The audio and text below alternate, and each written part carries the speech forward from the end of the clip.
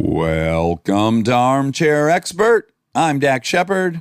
Hi, Monica Padman. Hi. How you doing? Good. Doing good? We're just coming out of an argument about whether or not I could land an airplane, but we're going to shift gears. Say that you couldn't land one. I said, I don't know who else is on the airplane. I stand by that. Yeah, you stand by that. And actually, I don't actually think I necessarily would land the plane successfully. I just think I'm your best bet. But see, that to me is a crazy thing to say when you don't know who else is there. How do you know you're your Well, we've best already bet? clarified that there's no pilots on board. Okay, so you think other than the actual person trained, that out of any other person on planet Earth. Yes, once you go to that civilian, once you go to the civilian population to land the plane, I think I'm a really good bet.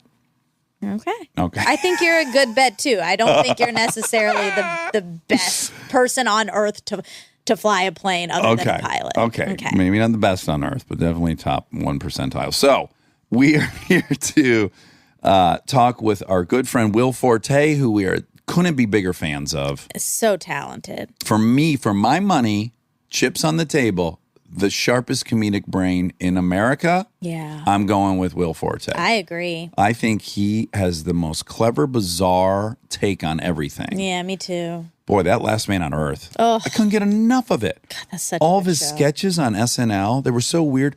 I'm Tim Calhoun. Remember Tim Calhoun? Yeah. Anyways, Will Forte is here. That's really exciting. Another exciting thing is you will notice that our Armchair Expert theme song is going to be slightly different today because on Armchair, Chris Jameson re-recorded his own version of it, and we fell in love with it, so we're going to play it next. Please enjoy Will Forte and Chris Jameson. Take it away.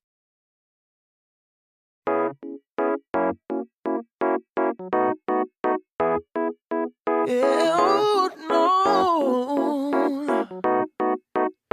He's an armchair expert. He's an armchair expert. Oh, and he's an armchair expert. He's an armchair expert. Oh, no. Oh, sitting in his attic in a comfy chair. Dax and Monica hearing every story shared. Never one to judge, but always recognize every single life, it has its own storyline. All the ups and downs, all the highs and lows. Sharing struggles in our life is how we grow the most. So grab a drink and let's prepare our ears for the man in the comfy chair. He's an armchair expert. He's an armchair expert. He's an armchair expert. He's an armchair expert. Oh. Will Forte, you did what basically I won't do, which is go from west to east anytime after 2 p.m. in Los Angeles. It gets really, really soupy out there, and at about 8 or 8:30 at night, it clears up a little bit. But yeah, anytime between 2 o'clock and about 8 o'clock, it's you're dead, madhouse. And I apologize for that. I really wish I could have got you in here at like 10 or something, but I was working. I feel I have a lot of guilt. Okay, walk me through your original plan. Just so you know, one of my high school friends, this guy Mike Muller, I was going to go eat lunch with him, which was going to be on this side of town. So I was going to be heading over. Oh, you're going to have a whole day over here. Yeah, and then he couldn't do it, so we're doing that tomorrow. so that. Do you want to spend the night? Fault. Do you want to spend the night out here? I would like to make the most of it. Yeah, we have a guest room. You were just telling me on the way in, because I was explaining to you where we live versus where we're at currently. Yes. And you said that you had been to Kristen's old house. Yes. Yeah. When you were you in Fanboys? I was in a reshoot of Fanboys. Okay. God, wait. I mean, this would have been pre me. Yeah. I've been around for 11 years, so it was probably 12 years ago. I think it was right about when you guys were just about to start dating. Okay. Yeah. But that house was quite incredible. Oh, my God. It was this beautiful view of the valley. It was great. Yeah, and outrageously big. Yeah. So I don't know what thoughts you had when you went up there, but when I went there the first time, I thought, she's really making a lot of money on Veronica Mars. Yes. But then it turns out she wasn't. Oh, is that right? Wait, so how'd she have this house? I don't know. Because, I mean, it was a spectacular house. It was palatial, right? Yeah. That's an adjective we would use. Yeah. Oh, yeah. So I was not going to read about you at all. I wasn't going to research you at all because we know each other. Yeah. Yeah. Not as much as I'd like to, but we know each other. Yeah. And I am so delighted I did because I got to say there's a lot of counterintuitive stuff. Oh, I'm interested. Yes. Well, let's just start. First of all, you're from California. Yep. Grew up outside San Francisco, a place called Lafayette. So Moraga till I was 13, and then the next town over, which is Lafayette, till I went to UCLA. Well, first of all, I was delighted to find out that we're both Bruins. Oh, I didn't know you were Isn't Bruin. this exciting? I probably did at some point. I don't know. I didn't know you were, and I like to think I stay on What top of. What was your age, or what was your years there? I graduated in 2000. Okay. I was 93. I took the first level of the groundlings, and I want to say 96 or 97. Oh, wow. And so I was going to Santa Monica Community College, and then also I would have been you were like a boss. still then. like Sunday. This would have been right before I was in the Sunday company. Okay, So I would have still been in the program then. yes, and I was very aware of you for a reason that is so me, which is, and I'm jumping ahead now, but you were writing on the 70s show Yeah. in what year? But that would have been 2000? till 2000. Yeah. Right. So in 2000, I knew that there was a groundling, you, Will Forte, who wrote on the 70s show, which I found that to be mind-blowing. Because mind you, I just moved from Detroit. So the fact that there was someone, in our little group there that I would see was like writing on the 70s show, I found that very impressive and interesting. Thank you. And then even weirder, the story I heard was you were writing on the 70s show and you got offered SNL. Well, you auditioned for SNL and you got offered SNL and you left the 70s show to be on SNL. But weirdly today I found out initially you didn't. Yes. Is that correct? Yeah. Because when I had heard that, when I was an aspiring groundling and I heard you were leaving that show as a writer to go perform on SNL, I thought, I want money so bad I can't believe he's going to leave what I at least assumed was less money. You were making more writing on the 70s show than you would have made on Saturday Night Live, right? Oh, yeah. Yeah, so I just, as someone who's dead broke, I was so in awe of that decision. It was a terrifying decision to me because the 70s show had... Okay, I guess that I have to jump back a Let's teeny go. bit. Yes. Your story's so absolutely shocking to me that you actually majored in history at UCLA and became a financial planner. The timeline is I went to UCLA. Yeah. Graduated, had no idea what I wanted to do, so I just did what my dad did. Basically, I was on the very bottom floor of the financial industry. I was cold calling for this guy who was a financial consultant. It was not for me, but I also am, I wouldn't say lazy. I work very hard, but I guess I get comfortable in situations and I can justify things to myself, and I'll just stay in something that I know is not the right thing. Yes. At a certain point, he came up and said, I want you to be my junior guy. I want to groom you. Yeah. So I'm going to put you through the Series 7.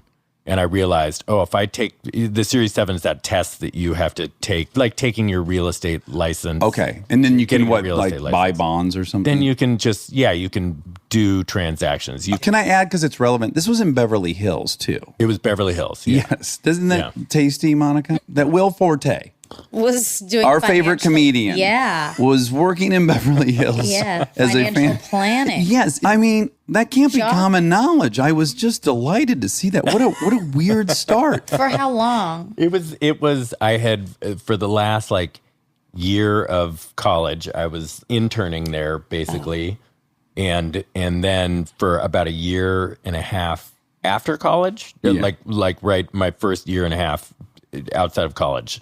But I just realized if I take this Series 7, I'm locked in because I'll feel too guilty to leave. This guy will have paid for this. I just thought that was the impetus to get off my ass and it was now or never. Because I was realizing, I think I want to try comedy. I think I don't know. People always say, when did you realize you want to do comedy? I don't know. I just used to love SNL and I think I look back and I realized I probably wanted to do it forever. But Yeah, because you would do weird things as a kid, right? Like you'd record yourself doing things. Yeah. Right? Did you do that kind of stuff?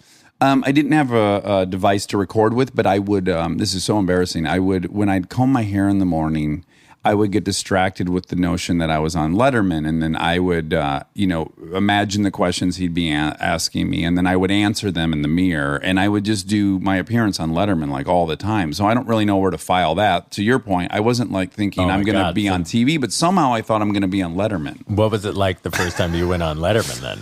Oh my gosh, I was giddy. I was just elated to be staring at him in person, and he seemed to like me. You know, it can go one way or another. And I was like, I was feeling that, I'm one of the people he seems to like. This is amazing. And I just was on cloud 9, you know. Yeah. It was, one of the highest moments of this whole ride has been that. Yes. I agree. Because I will say, you worked there. I eventually worked at Letterman. That was one of your... You know what? I'll because this other stuff will be pretty quick. Yeah. So my buddy Scott Thomas had told me about the Groundlings. Okay. And all the owner of Wendy's. Through. Yeah. Yes. Scott Thomas. What was that guy's? Dave Thomas. Yeah. Dave Thomas. Okay. So he told me about it, and so it was on my radar, and I had started writing while I was still at the financial place. Smith Barney Shearson. Oh, it sounds so much like a financial place. Yeah. Anytime you got Barney in the name of something. I wish it was E.F. Hutton. You know, I love those ads. But so I had started writing with my friend Ann, and we wrote a couple scripts and got an agent. And then I started doing the Groundlings and got a job on the Jenny McCarthy sketch show. Which, again, this all gets so ironic and dovetaily because did you know Melissa yet? I didn't.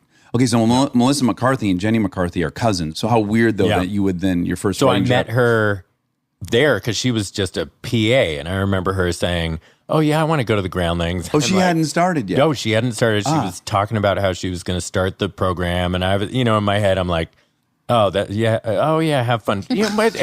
But like 95% of people who go to the Groundlings don't make it. Or I think it's even, 95%. It's even worse. Yeah. So I was just like, oh, that's nice. Not in a mean way, but you're just thinking, just because the odds are against everybody. The odds were against me at the time. 100%. I was still at that point, I was in the Sunday company, and there was no guarantee that I would get into the actual main stage show. So, the chances of this person trying out, you're just like, oh yeah, good.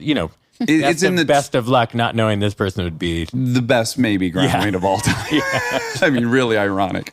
I'm pretty sure that the very first time she was ever on TV was we were cops together. It was this huge sketch where they needed as many people as possible because there were a ton of people stuck up in this tree. And so she and I were cops.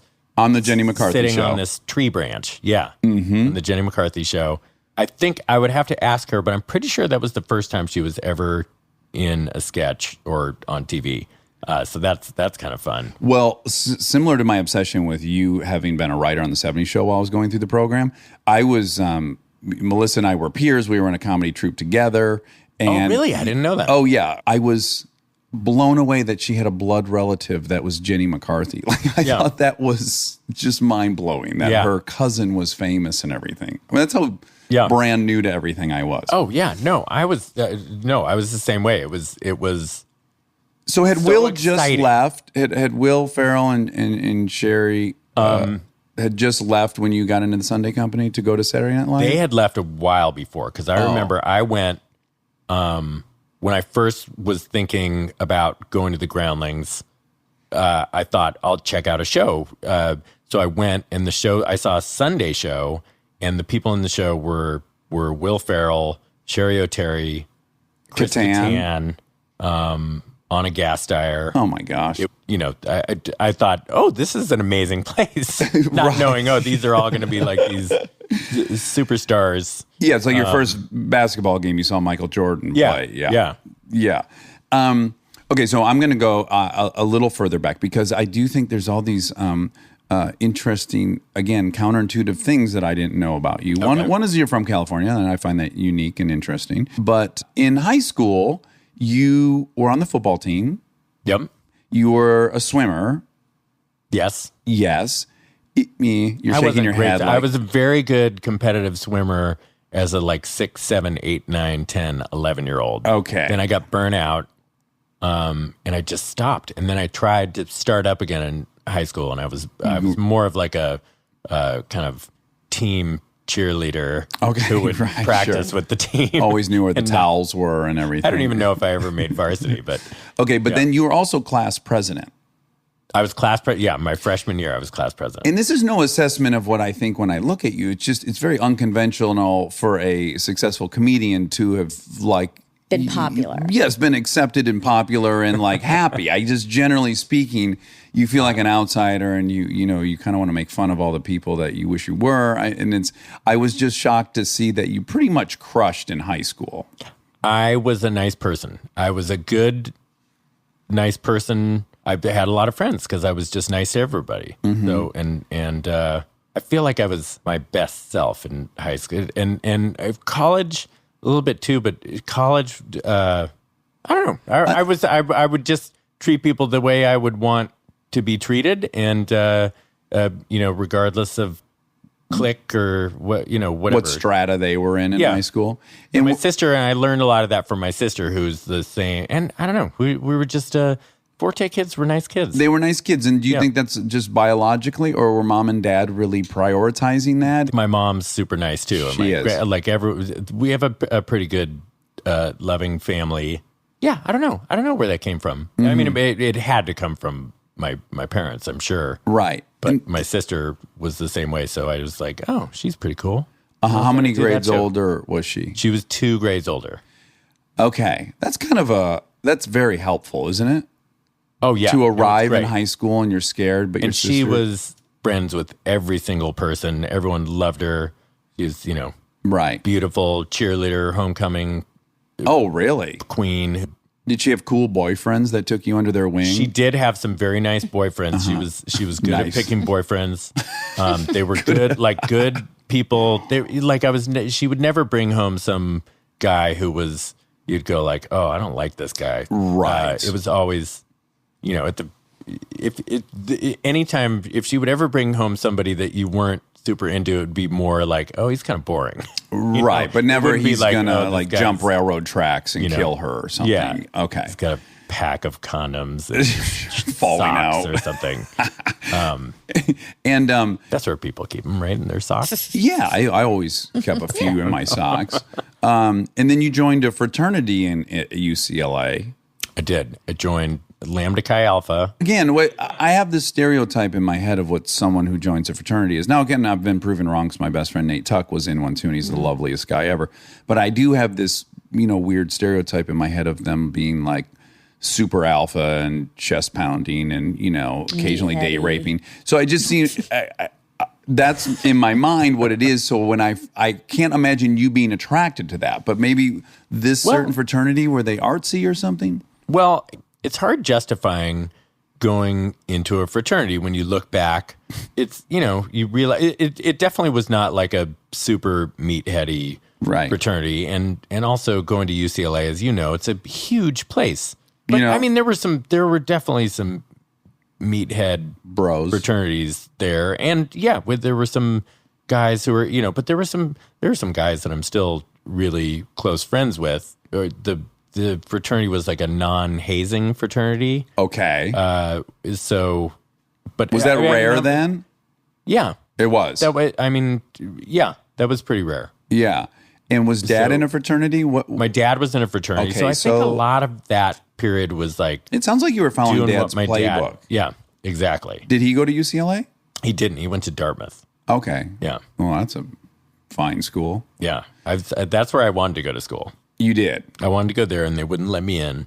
Really? Even with because I got some good I was a pretty conscientious student, and did a bunch of extracurriculars and sports and stuff. So I don't think my SATs were great though. My SATs were okay, but it's really hard to. It may be marginally easier when you went, but it's very hard to get in UCLA. I mean, when I went there, the starting grade point was 4.04. Most kids got more than a 4.0. Yeah, I've was not excited to go to UCLA. I wanted to go to Dartmouth first, Stanford, which is where my dad went to business school. Wanted to go there second or co-first, then Berkeley. And none of those let me in. And I went to UCLA kind of begrudgingly. And now I can't imagine having gone anywhere else. I loved it there. Well, also, do you think you would have felt as close to show business enough, kind of getting a sense of your personality, and you seem to play it safe a little bit, right? Yeah. It would be a big leap for you, say you had gone to Stanford and you stayed in Northern California, that you would have then moved to LA to pursue this. It seems convenient that you happen to be here and Groundlings was a mile down the street. There is no way that I would be in this business right now if I did not go to UCLA, because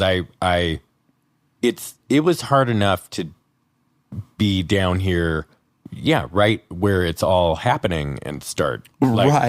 Like telling my family was really hard, but if I had to include I'm also going to have to relocate to a different city. Yes, that just would have been one step too much. So I'm going to go take this class at the Groundlings was easier when it's this is not 400 miles away from here, but it's, it's just something you're going to do miles. on a Tuesday night. Yeah. It's not that big of a commitment. Really generalizing now, but when I think of you as a comedian, there are people that are just in constant search of attention. That's me.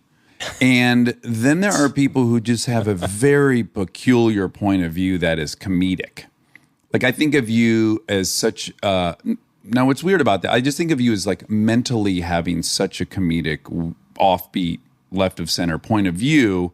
Thank you. Yeah, but then weirdly, some of your characters are the level of commitment and how big they are kind of goes against what I'm saying. But just in general, when I've been around you in real life, you're not trying to crack everyone up. You're just a very sincere kind of guy, and you're not generally trying to get attention. I appreciate you saying that. Yes, I think it's the less common variety of comedian. I think you're a unicorn in that way. I feel like as I was growing up, I might have been a little more outgoing and louder and more willing to do weird stuff that might get attention until I got work as an actor. And then I didn't want anybody to think oh, look at that guy trying so hard to get he's attention. Always on. Yeah.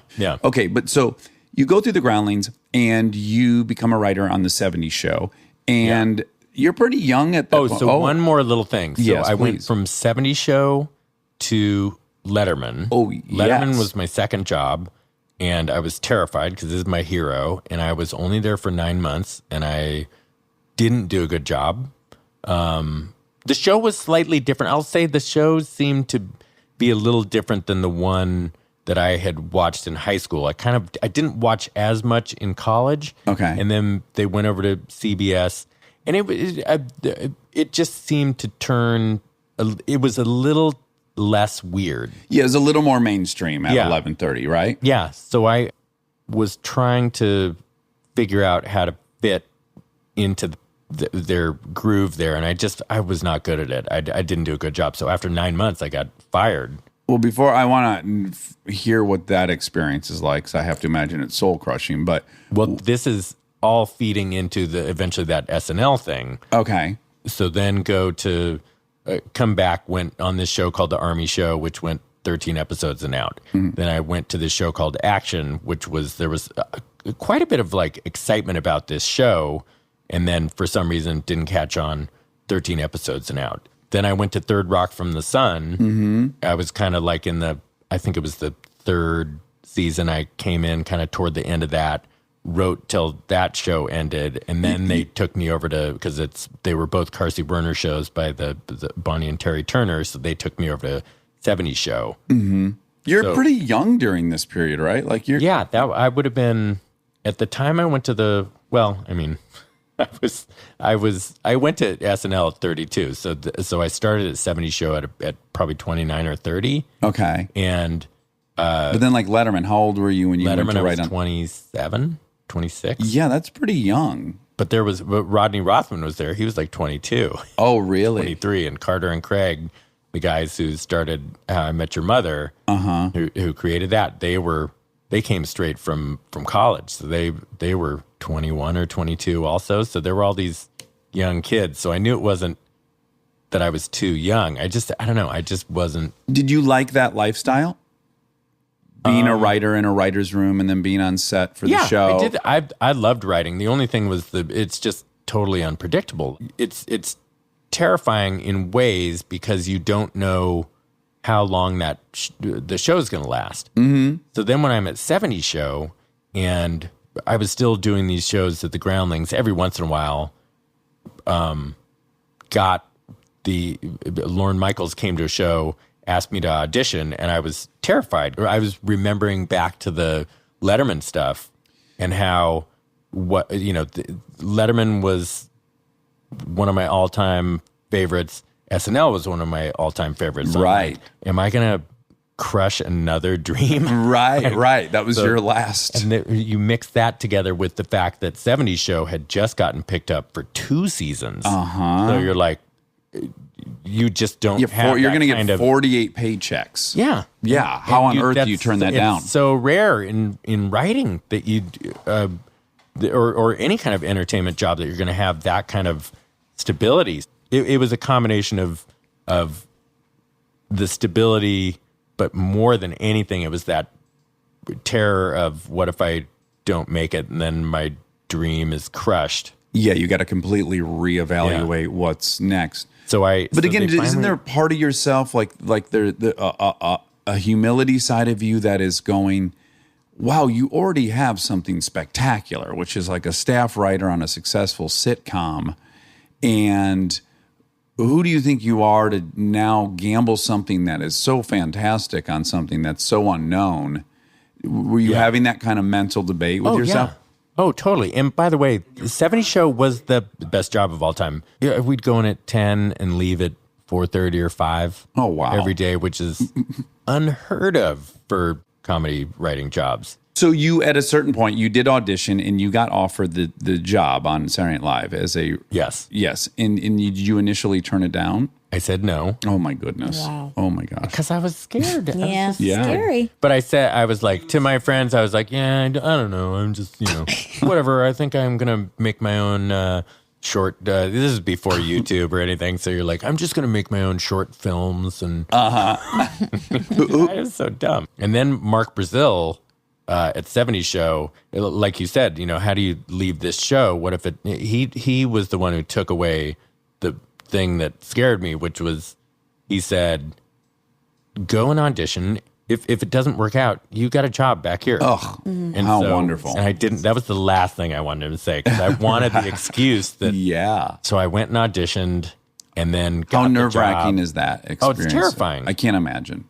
It's terrifying. I went in with a job that I had to go back to. Like, I can't imagine how, like, if you're going in with nothing, how terrifying that would be. So yeah, it's scary. But the good thing about it, like, I've always been horrible at auditioning, but with SNL, you get to do your own stuff. Like, it's all, you don't have to interpret what you think they're looking for. You can just bring your 3 or 5 best thing. characters that you've proven on the stage at the Groundlings, right? Yeah. And that's what you did. How many characters did you end up doing? You're supposed to do 3 and 3. That's kind of the 3 characters, 3 impersonations. I did 4 characters and 2 impersonations because I'm not very good at impersonations. Yeah, who were your impersonations? My impersonations were Martin Sheen. Okay. Who I mean, I don't do a Martin Sheen. I never did. Okay. But it was. What does he even sound like? I think I came in and I said, "Hey, I'm Martin Sheen, and I've had a cold. So if the cold's kind of going away, so if it doesn't sound like me, it's because of the cold. But if it does, then I guess the cold's gone." Or something like that. The sign of any great impersonation is how frequently you have to say the person's name who you're impersonating. Like, yes. I had a sketch at the Groundlings where I was doing Wilford Brimley, so I just kept saying Wilford Brimley. I think if you heard it enough, you started assuming I sounded like him or forgetting what he sounded like. Stay tuned for more Armchair Expert, if you dare.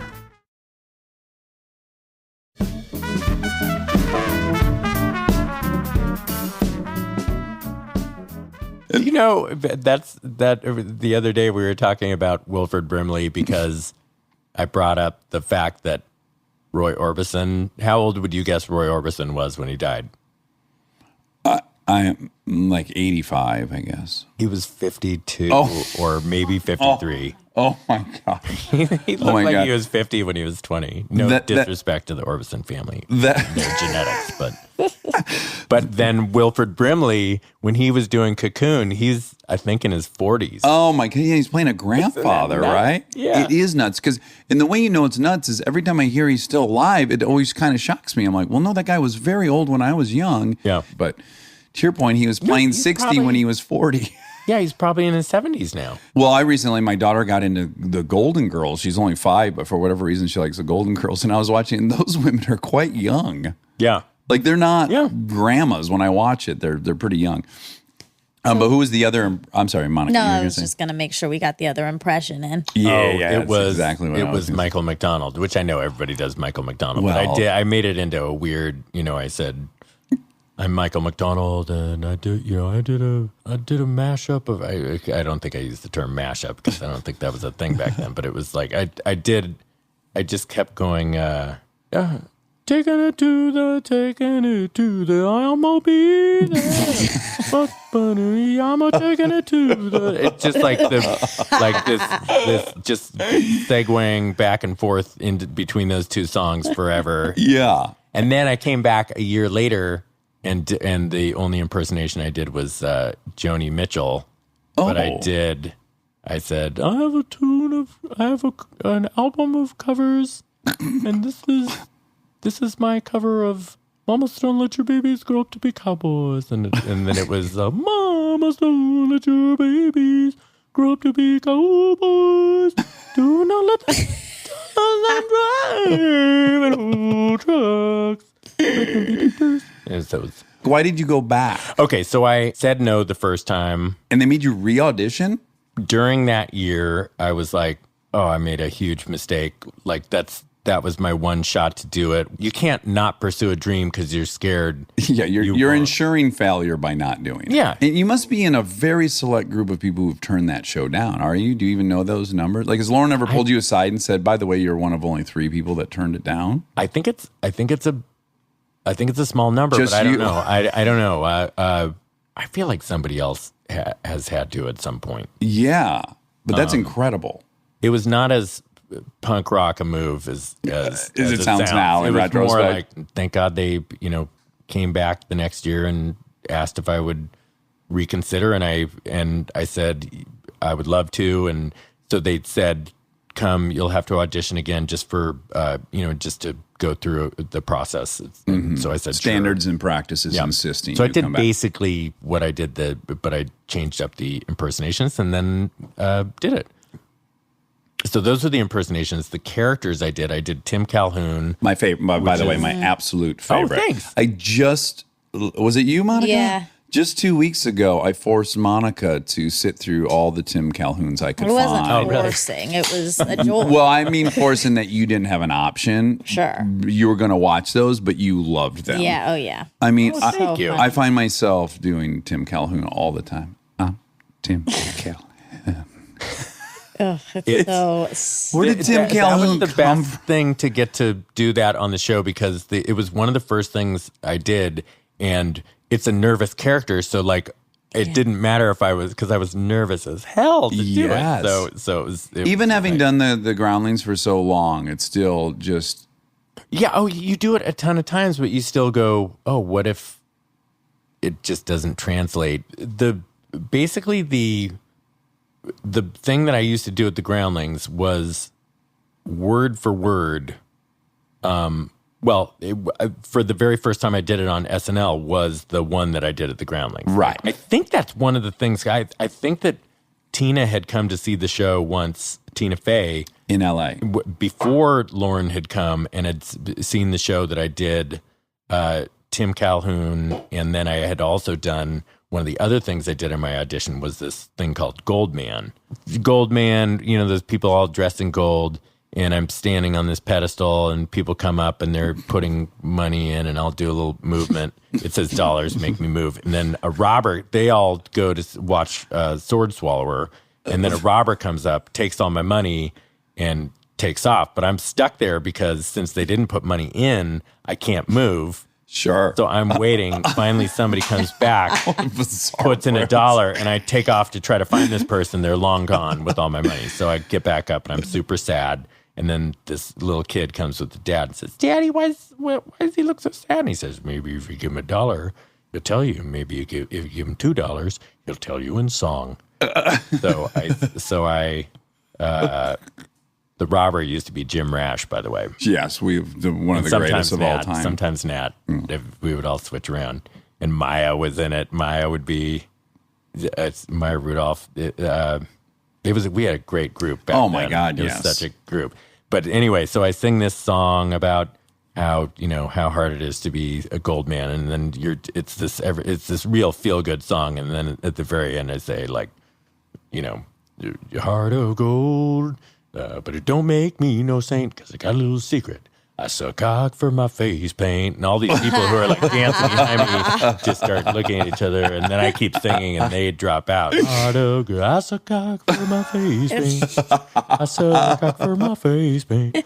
Cock, face paint. I suck cock for my face paint. I suck that cock for my face paint. Face paint. Cock, face paint. Face paint. Cock and face paint. Cock, cock, cock, cock, cock, cock, face paint. Cock, cock, face paint. Face paint. Cock, cock, cock, cock, face paint. Face paint. Cock, cock, cock, face paint. Cock, face paint. Cock, cock. Together at last in a heavenly union. And it's just like it just devolves into just cocks and face paints. Uh-huh. And so I did that for my audition. That was the very last thing I did in my audition at SNL. And I walked off the stage, and Lauren was standing there and just said, "Thank you for coming." And I didn't know what to say, so I just said, "Sorry about all the cocks," and then just walked out. And then the next thing I heard, I had gotten the job.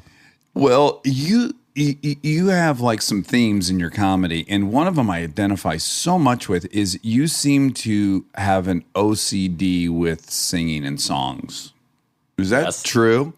Sure. Is that a good observation? Because OCD in what way, though? What do you mean? Well, like, so I find myself, this drives my wife crazy, is I find myself singing the same song almost all day long around the house, and I'm switching out many of the lyrics for cock and balls or shaft and buns, and I just go through the same song, and I basically either can't stop doing it or I'm not even aware that I'm doing it. It's almost, I would do one. I associate it with a tick. Well, like, that song, This Christmas, it's an R&B Christmas song, but it goes do do do do do do do do do. I suck my dick, work my back, stretch my shaft, do do do do do do do do. I squeeze my bones, stick them on nuts, grab their balls, do do do do do. And I can just get stuck on that thing, and I try to think of new words for squeeze the head, pinch the balls, squeeze the shaft. If it ain't broke, don't fix it. And and when I see like Last Man on Earth, and your character is like singing all these weird songs and play, I assume, I guess, that you're in your house, kind of just doing it in the back of your mind all the time. Are you plagued with that, or? Well, I love singing. And when I used to be at SNL, Sudeikis and I would just go do karaoke.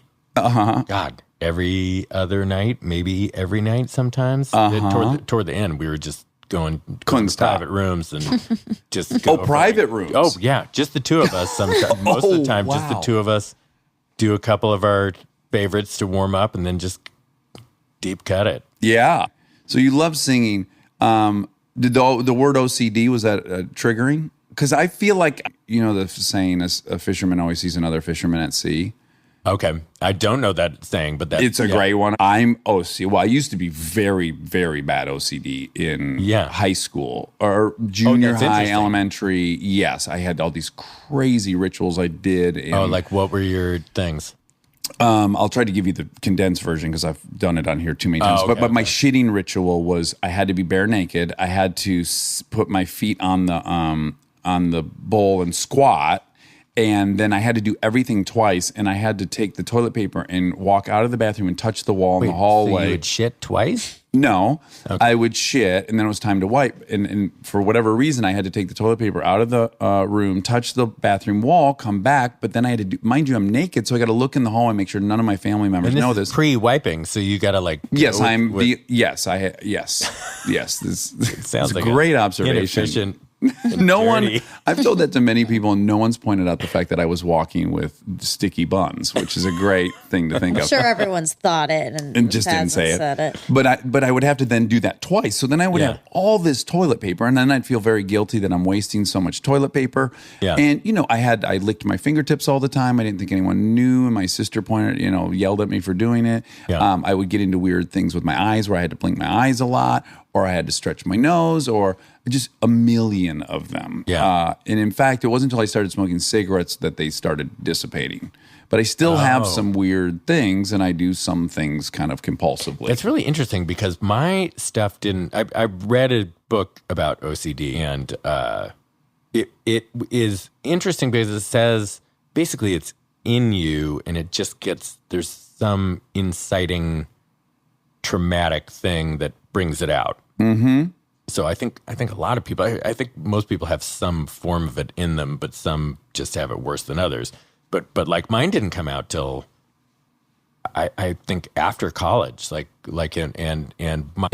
know what? It might have come closer to when my parents got divorced. They got divorced in like 93 or 94.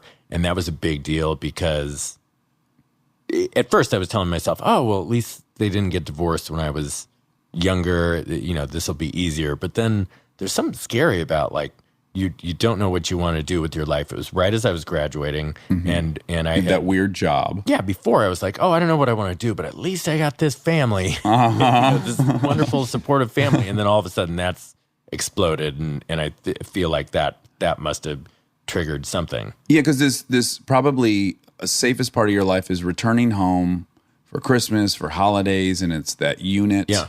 And now you're going to be the one place you have to go feel very safe and not scared is now changed. Yeah.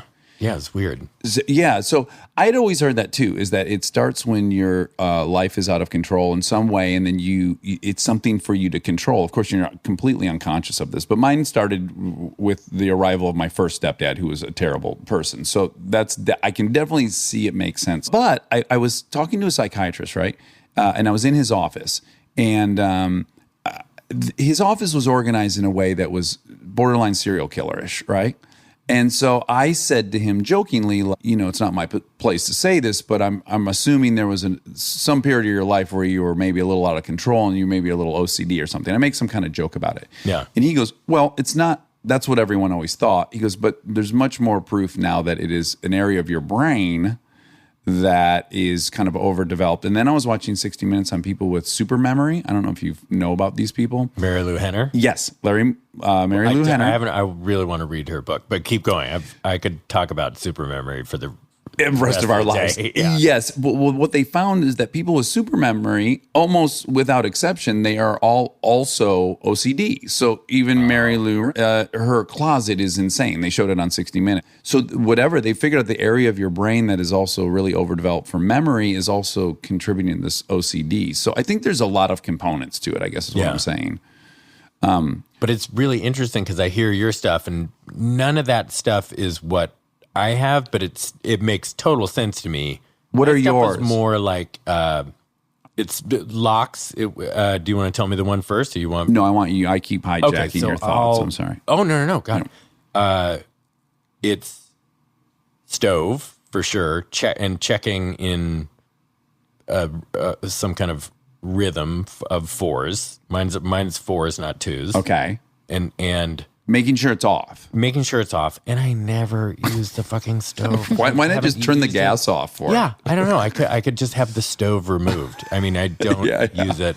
Never have. I've maybe used it twice, and I've lived in my house for 16 years. But you'll get out of bed to double check it. No, now I'm much better now. Okay. I get much better.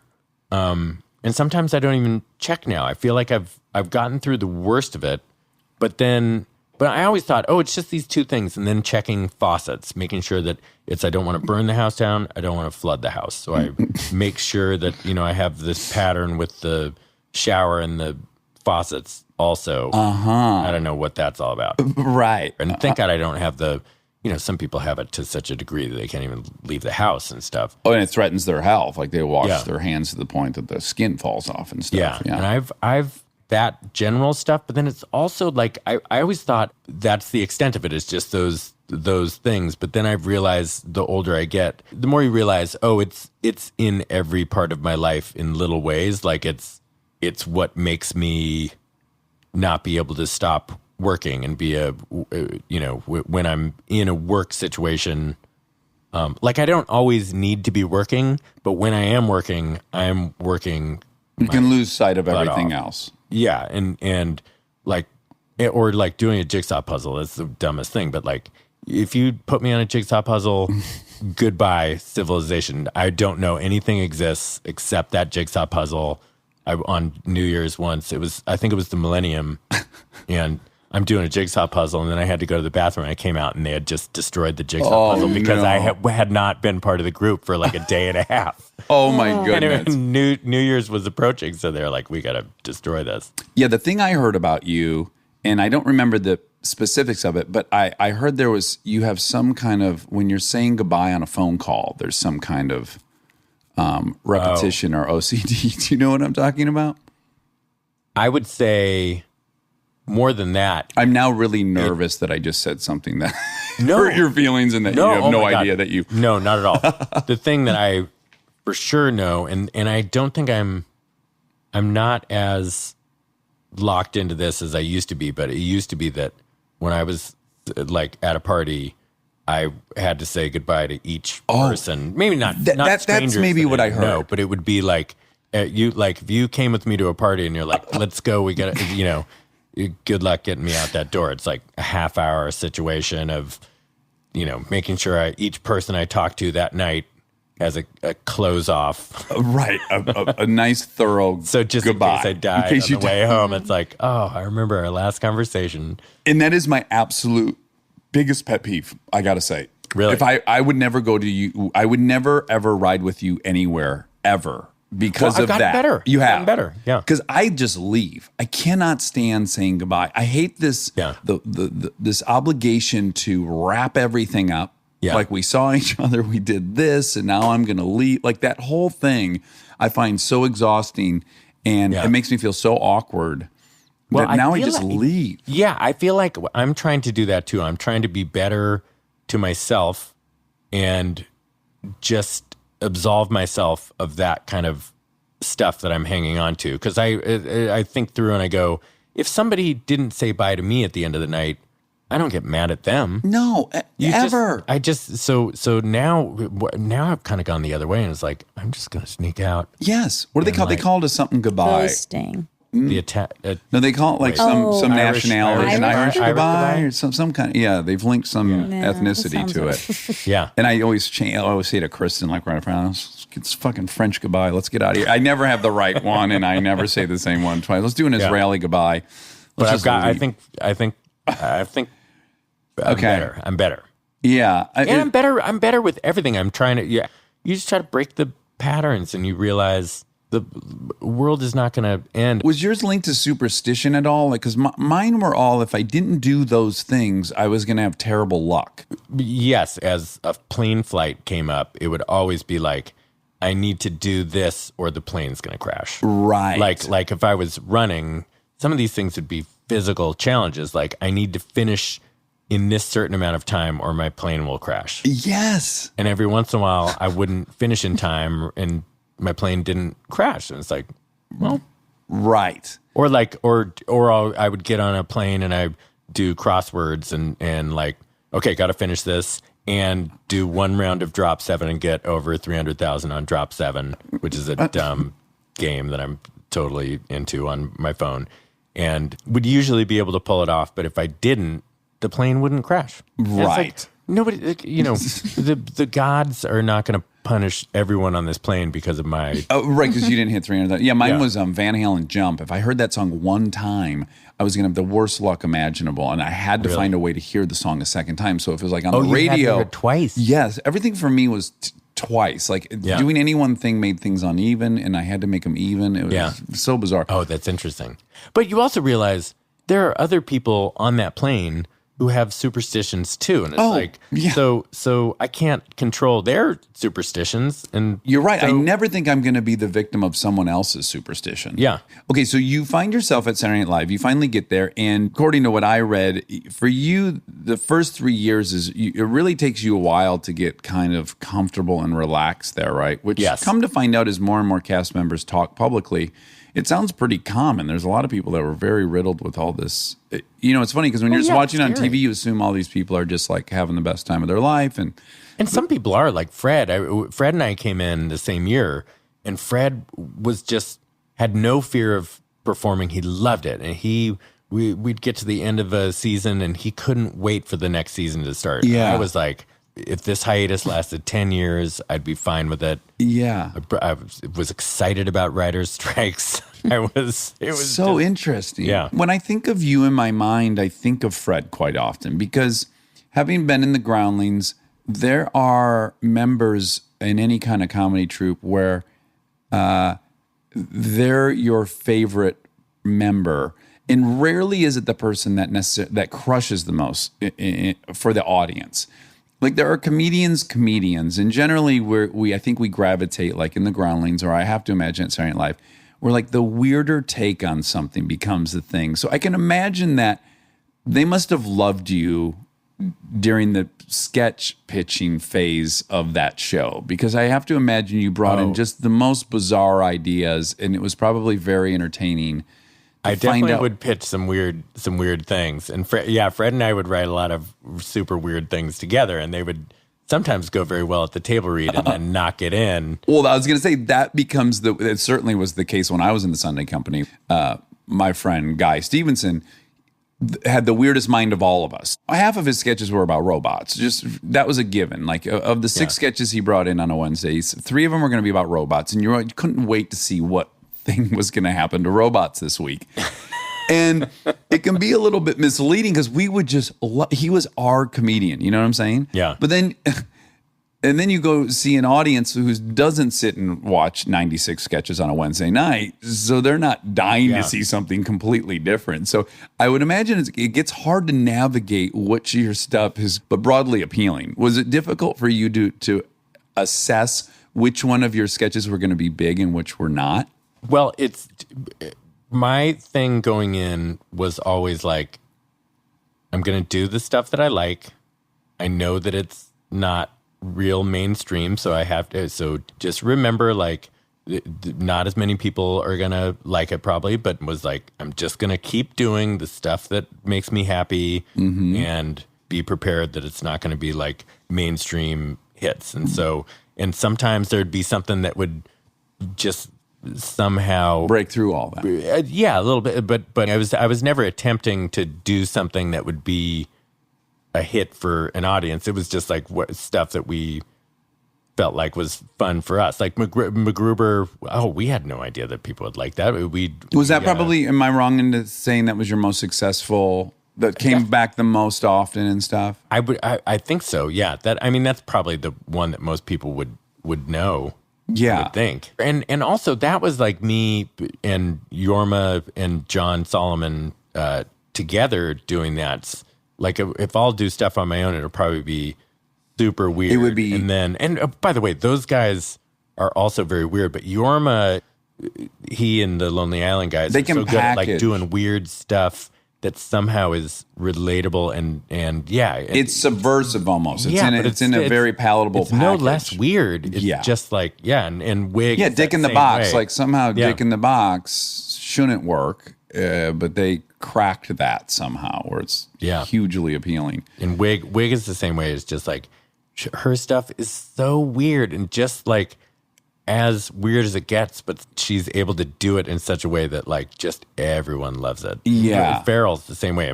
I was never able to fully figure out how to do that. I think I think my stuff was more like, oh, you either love it or you hate it. Yeah. You hate it.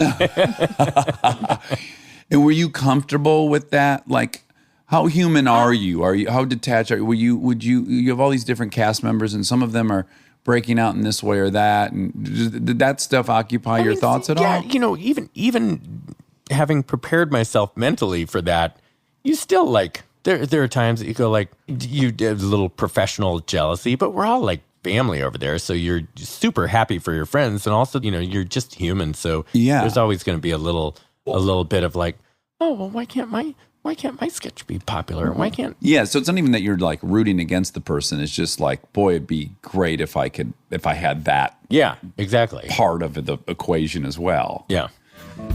Stay tuned for more Armchair Expert, if you dare.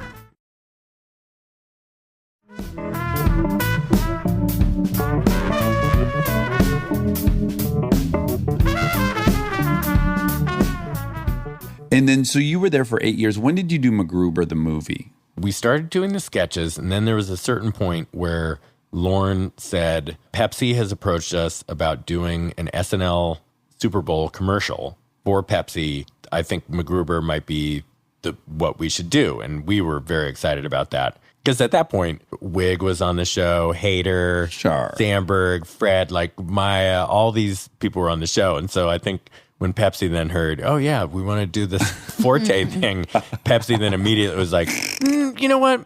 Never mind. So Lauren said, well, Pepsi doesn't want to do it anymore, but I say, let's still just make it. And then let's make it so good that they want to do it.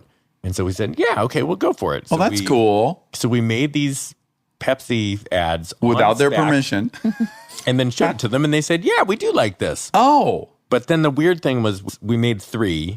We should have just made 1. The first one was so obviously like this great reveal of Richard Dean Anderson, a great reveal of it was just like, that's the one you go with. Then there's the second one, which is just the continuation of the story. So it starts in from this story that you are set up with in the first one. And then this third one, which is just crazy. And it was like, oh, well, we'll let them have those 2 if they want to put them on a website or something like that. Yeah. And then they, at the last minute, said, oh, we're going to do the second one, which didn't make any sense. But except the only thing I can think of is that we say Pepsi a lot more times. Okay. But it's like, so obviously the first one is the one to go with. Right. Anyway, we end up getting this commercial on the Super Bowl, which was very exciting. Of course, it's a third of the country's watching this thing. And this was a Super Bowl that was close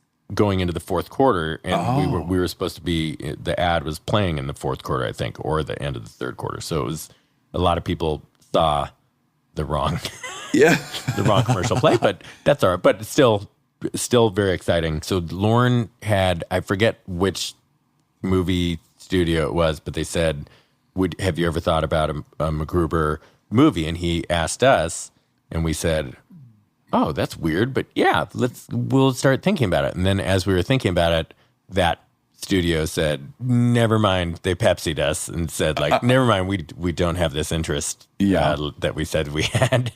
But Lauren said, you know what? Write it anyway. Like, he was so great about just do it. I'm going to figure out a way to get it done. Well, can I tell you something right now? This is from the bottom of my heart. That movie has gotten me through so much stuff because... Really? I promise you, because I loved that movie. You can't imagine how much I love that movie. It is the perfect comedy. And when I have had disappointments professionally, I say to myself, literally, it comforts me so much. I go, you know what? If MacGruber didn't make $300 million, like, that movie is perfect. It should have made $200 million.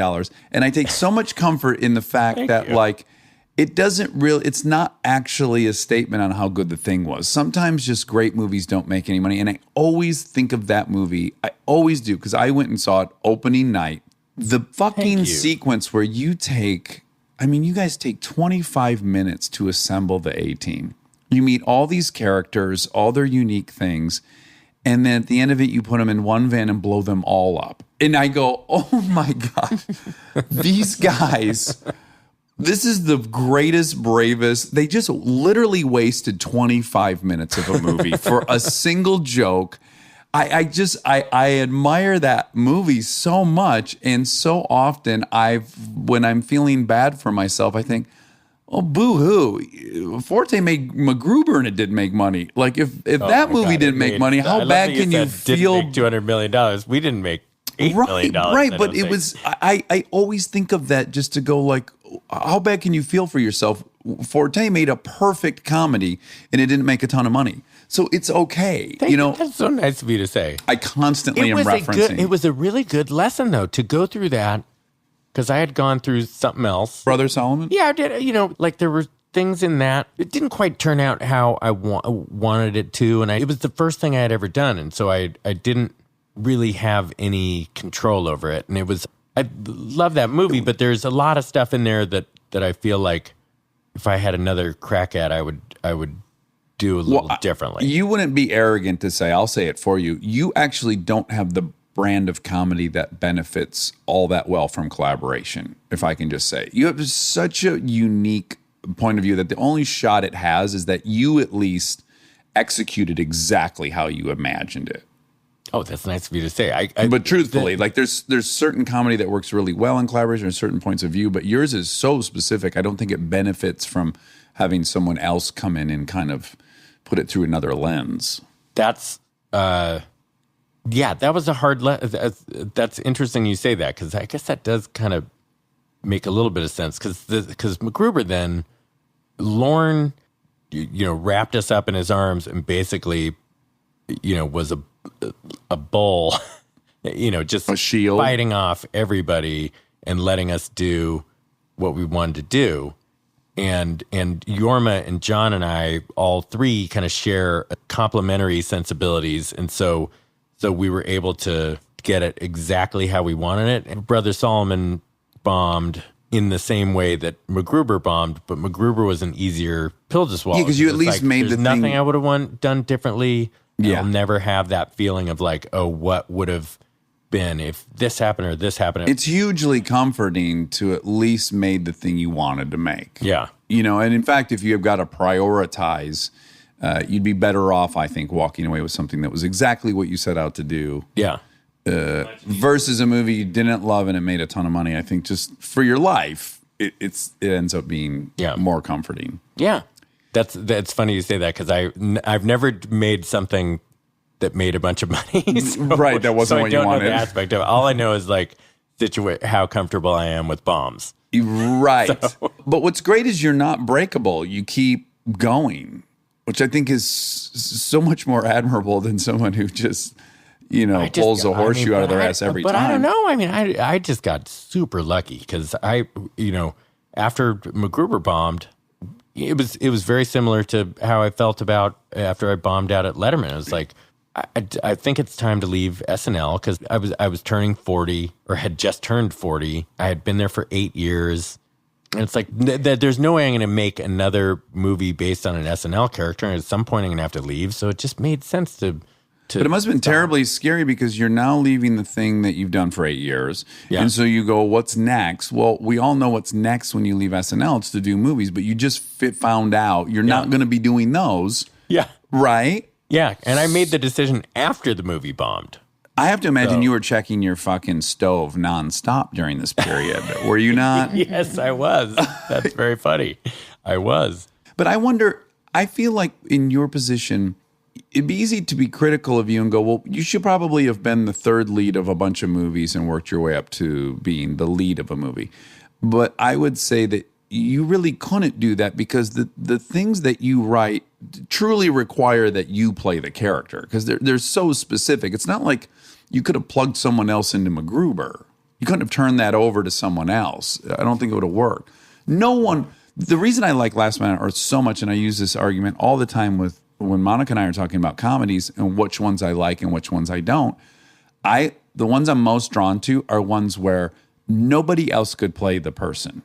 Like if a show you could plug anyone into because just the dialogue's really funny, I'm for whatever reason less interested. But like when I watch Master of None, I go, well, only Aziz could play that person. There's no show without him playing that role. Yeah. And likewise, Last Man on Earth, I couldn't do that. I couldn't have been the lead of that show. Nobody could. The show is your madness. So we love it. Oh my God. Oh, thank you. No, I loved it in a way where I was like mad at you. Yeah, it was too good.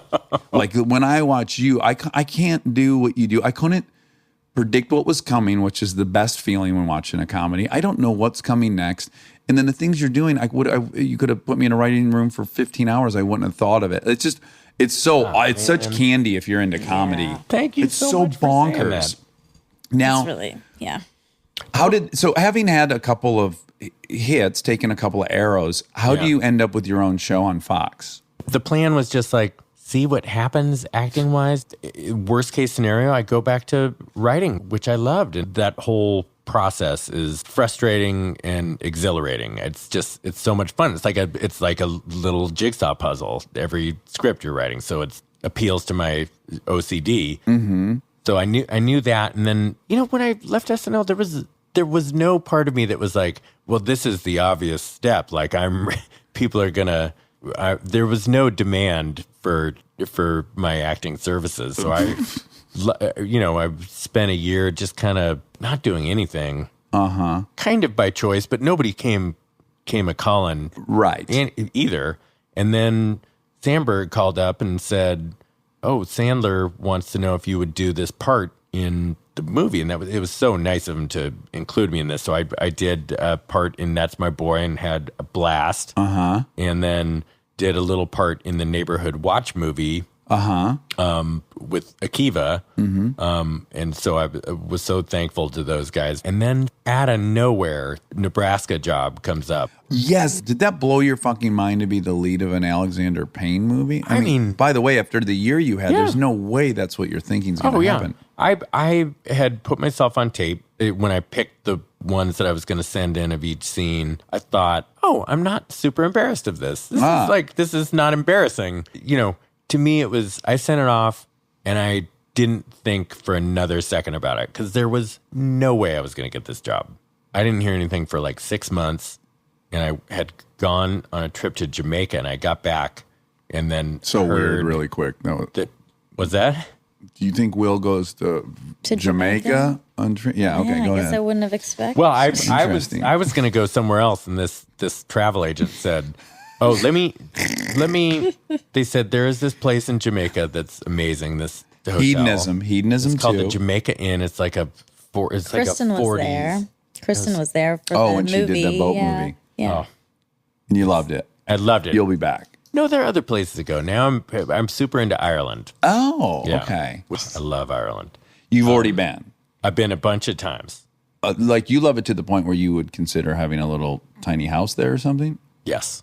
Really? Yeah. Do you like drinking? I used to. Okay. You used to. I've stopped. You have? Yeah. For how long? Recently. Oh, really? It's been like 6 weeks. 6 weeks? Yeah. And how are you feeling?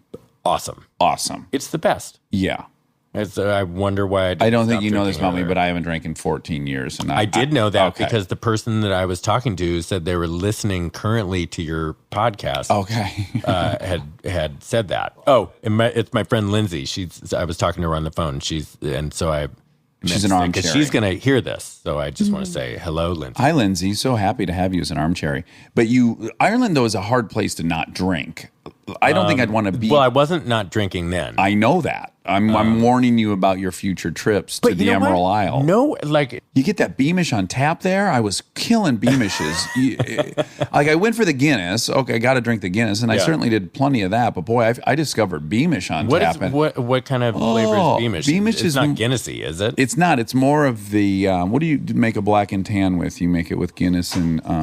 Like a Pilsner? Harp. It's more like a harp. Oh, okay. Yeah. Oh, okay. Just delicious. Yeah. Oh, they're yummy as all hell. Probably more of a bourbon. Okay. I do like Jameson, but I was Jack Daniels, Jim Beam.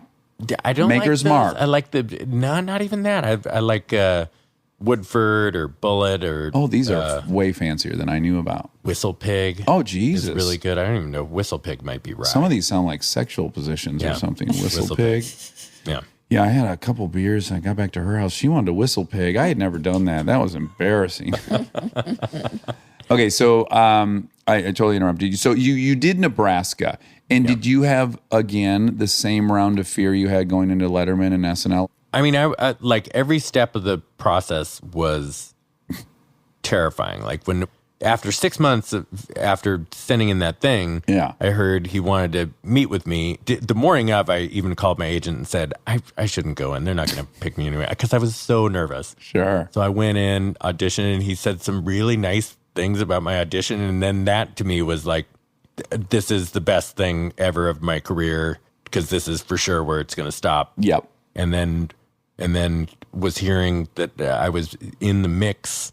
And then somehow got this call that I was in. I mean, and I kept thinking, even up to the point that we were like 2 days away from shooting, I just thought somebody was going to pull the plug and just force him to put somebody else in there. I mean, it's still like, I still can't believe that I was able to do that. It was just, and how was the experience itself? Was it wonderful? It was the best experience. I mean, it was scary because still it's Alexander Payne. Of course, I'm going to be terrified every day. What I've heard about Alexander Payne is he does a ton of takes, and I would go into that job thinking that I didn't belong there and that some big mix-up happened, and now I'm here, and then I would be doing all those takes, and then I would start going, well, I suck. That's why he's doing all these takes. It's so funny you say that, because the very first day, there's this scene. It was a oneer. For people who aren't in the industry, that just means something with no cuts, and it's just following you around, and it's just one long shot. scene. So if you say everything perfectly until the very end and you screw up a line, you have to start all over again. So that's very nice scary. pressure. That was the very first one that I did, and there were some people. He uses a lot of people who they're real acted people, right? before, yeah. And so the very end of that scene is me saying goodbye to these two people, and they did a great job. But it was everyone was having their first moment, so there were it's hard not to look at the camera on your first camera time, mishaps and just a bunch of things. I think we did it like 23 or 24 times, which is a lot. His assistant came up and said like, "Oh, I don't think I've ever seen him do some takes." Which was not what you want to hear. And I didn't feel like I was doing a bad job or anything, and that didn't get too bad in my head, but it was really funny. Yeah. I was going to say, you think they're thinking your worst fear. Yeah. Which they're not. They're not even thinking about you. They're thinking about themselves. They're doing their jobs. That's right. Yeah. But you think they're all going, how'd this guy get here? Yeah. And waiting for you to fuck up, right? Yeah. But then after a while, you just get to know everybody, and they become your friends, and you're like, oh, we're all just on the same team. Everyone's wanting everyone to do a great job, and Bruce Stern was wonderful to me. He was just like, he was a delight to hang out with, and he was very supportive and gave great advice, and it was just toward the end, it was like this wonderful thing. Weirdly, that's the power of vulnerability. Whereas if you had walked in there and you'd done a bunch of movies, dramatic movies, who knows what his reaction to you would have been. But if someone comes in and they're kind of vulnerable and they're acknowledging this is a big moment, then someone wants to take you under their wing and help you. And it's just crazy what a different reaction you can get by just being like open about it all. There were a million things about this movie that I will never forget. But so we shot for, I think it was like 6 weeks. And then the final week, Alexander Payne made that movie about Schmidt. Yeah. And in that, Jack Nicholson is driving this RV around. And at the end of that movie, Alexander Payne bought that RV. And the very final week of our movie, they strapped a camera to the front of that RV and followed Bruce and I as we drove the route that we drove in the movie. So from Billings, Montana to Lincoln, Nebraska. And that was the best thing because we had finished all the dialogue. I was now friends with everybody, and you just had this week with all these people that you'd become really good friends with, and there was no pressure, and it was It's almost your dream awesome. exit of a party. Yeah. It's just a week of closure Yes. for you. yeah, it was amazing. So based on being in that movie, did that start getting some murmuring about, well, we should give him a show, or did that open a door to how? I mean, I have no idea because it didn't seem like anybody was, breaking down the door to have me do other things after that. But I at some point, Chris Miller and Phil Lord. Yeah, how do you know those guys? They're so bonkers talented, aren't they? Yeah, they're awesome. And when they first came to town, they were going to, me and my buddy Mike Schwartz were performing at the Aspen Comedy Festival in like 97, or maybe 98. And they came to the Aspen Comedy Festival, and Matt Rice, my agent, introduced all of us, and we became good buddies. Oh, okay. Then that was my first job. They gave me my first job on that show, MTV's Clone High.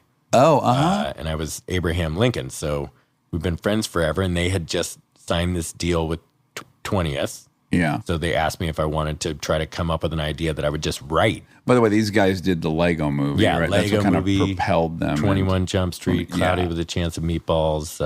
They've done Yeah, they're other things. incredible. Yeah. In your show. But it was your idea or theirs? Or you guys all worked on it together? Well, we all came up with the premise together. We had a bunch of notebooks, and interestingly, we both had Last Man on Earth ideas. Oh, wow. And we kind of brought it up at some point early in the process, and then just said, nah, that's a dumb idea. And then we settled on this other thing, which was Val Kilmer used to stayed with me for a couple months in my house. In real Santa Monica. life? In real life. Oh, my Because we goodness. got to know each other. So we almost wrote about that.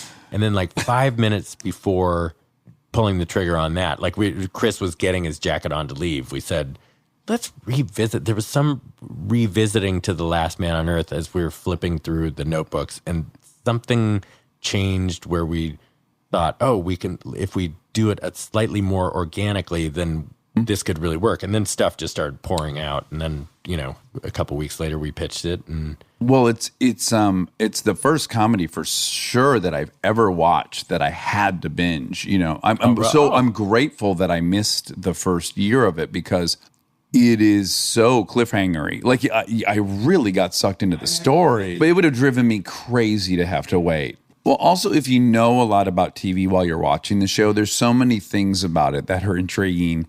Just like I get more and more aware of it as I'm watching that you guys had an incredible amount of freedom on that show. Every season, you guys are in a completely different place. Year one was New Mexico, right? it was Tucson. Oh, okay, Tucson, yeah.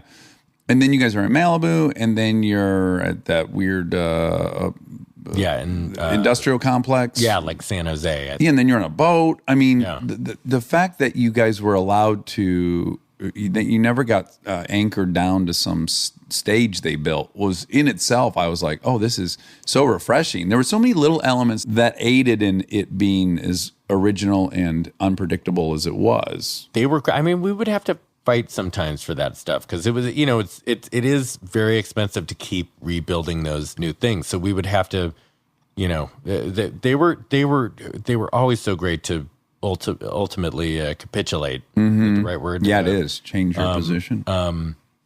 But it was, sometimes we would have to commit to trying to do a bottle episode at some point just to defray some of the costs. Yeah.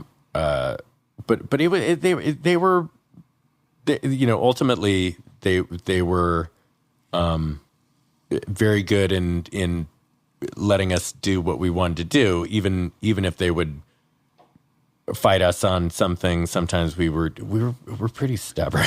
So- Right. Well, all in all, it certainly had more latitude than any other comedy I've seen on TV. And I feel bad even saying that because ultimately they did let us do exactly what we wanted to do. So I'm very thankful to Fox. The thing I want to ask you about with Last Man on Earth is it's so uniquely your sense of humor throughout. You must have been very involved in writing it. And I can almost imagine that, how do I say this? you had to have probably been controlling. Was it easy for people to work with you on that show? I guess is what I'm wondering, because it's so clearly your point of view. I have to imagine were you doing a pass on every script, or were you writing a lot of them? Or I didn't like. I was very, very involved in the writing. Clearly, I would try to be as involved as I could in the outlining process, especially the beginning ones and the end ones, and then just so much would be going because I was down there editing, and you'd have to do the music stuff, and and I'm not playing the instruments, but I have to go down with the music guy and give all the notes, and then we'd go through and like, oh, take out the sax, yes, here, and then it would be all day, every day. It was wake up to act at 6 a.m. Even the stuff that I wasn't in, I'd have to be there, right, and overseeing all the scenes, and then trying to write in the cracks while I'm down there. And then when the acting day is over at 6 or 7 at night, then I'd either write or edit until midnight, and then the whole thing starts over at 6 a.m. again. And weekends were editing and writing, so it was 110 hour work weeks. Oh my goodness, crazy! I can't imagine. Did you have a girlfriend during any of that? I mean, it was so hard to have any kind of relationship. I had some relationships, but I was just an awful, because I would feel so guilty because I had to live super selfishly. I mean, but that's the thing, is like, I didn't have to live super selfishly, but I was just like, I don't want to blame it on my OCD. It was just very hard to have a relationship.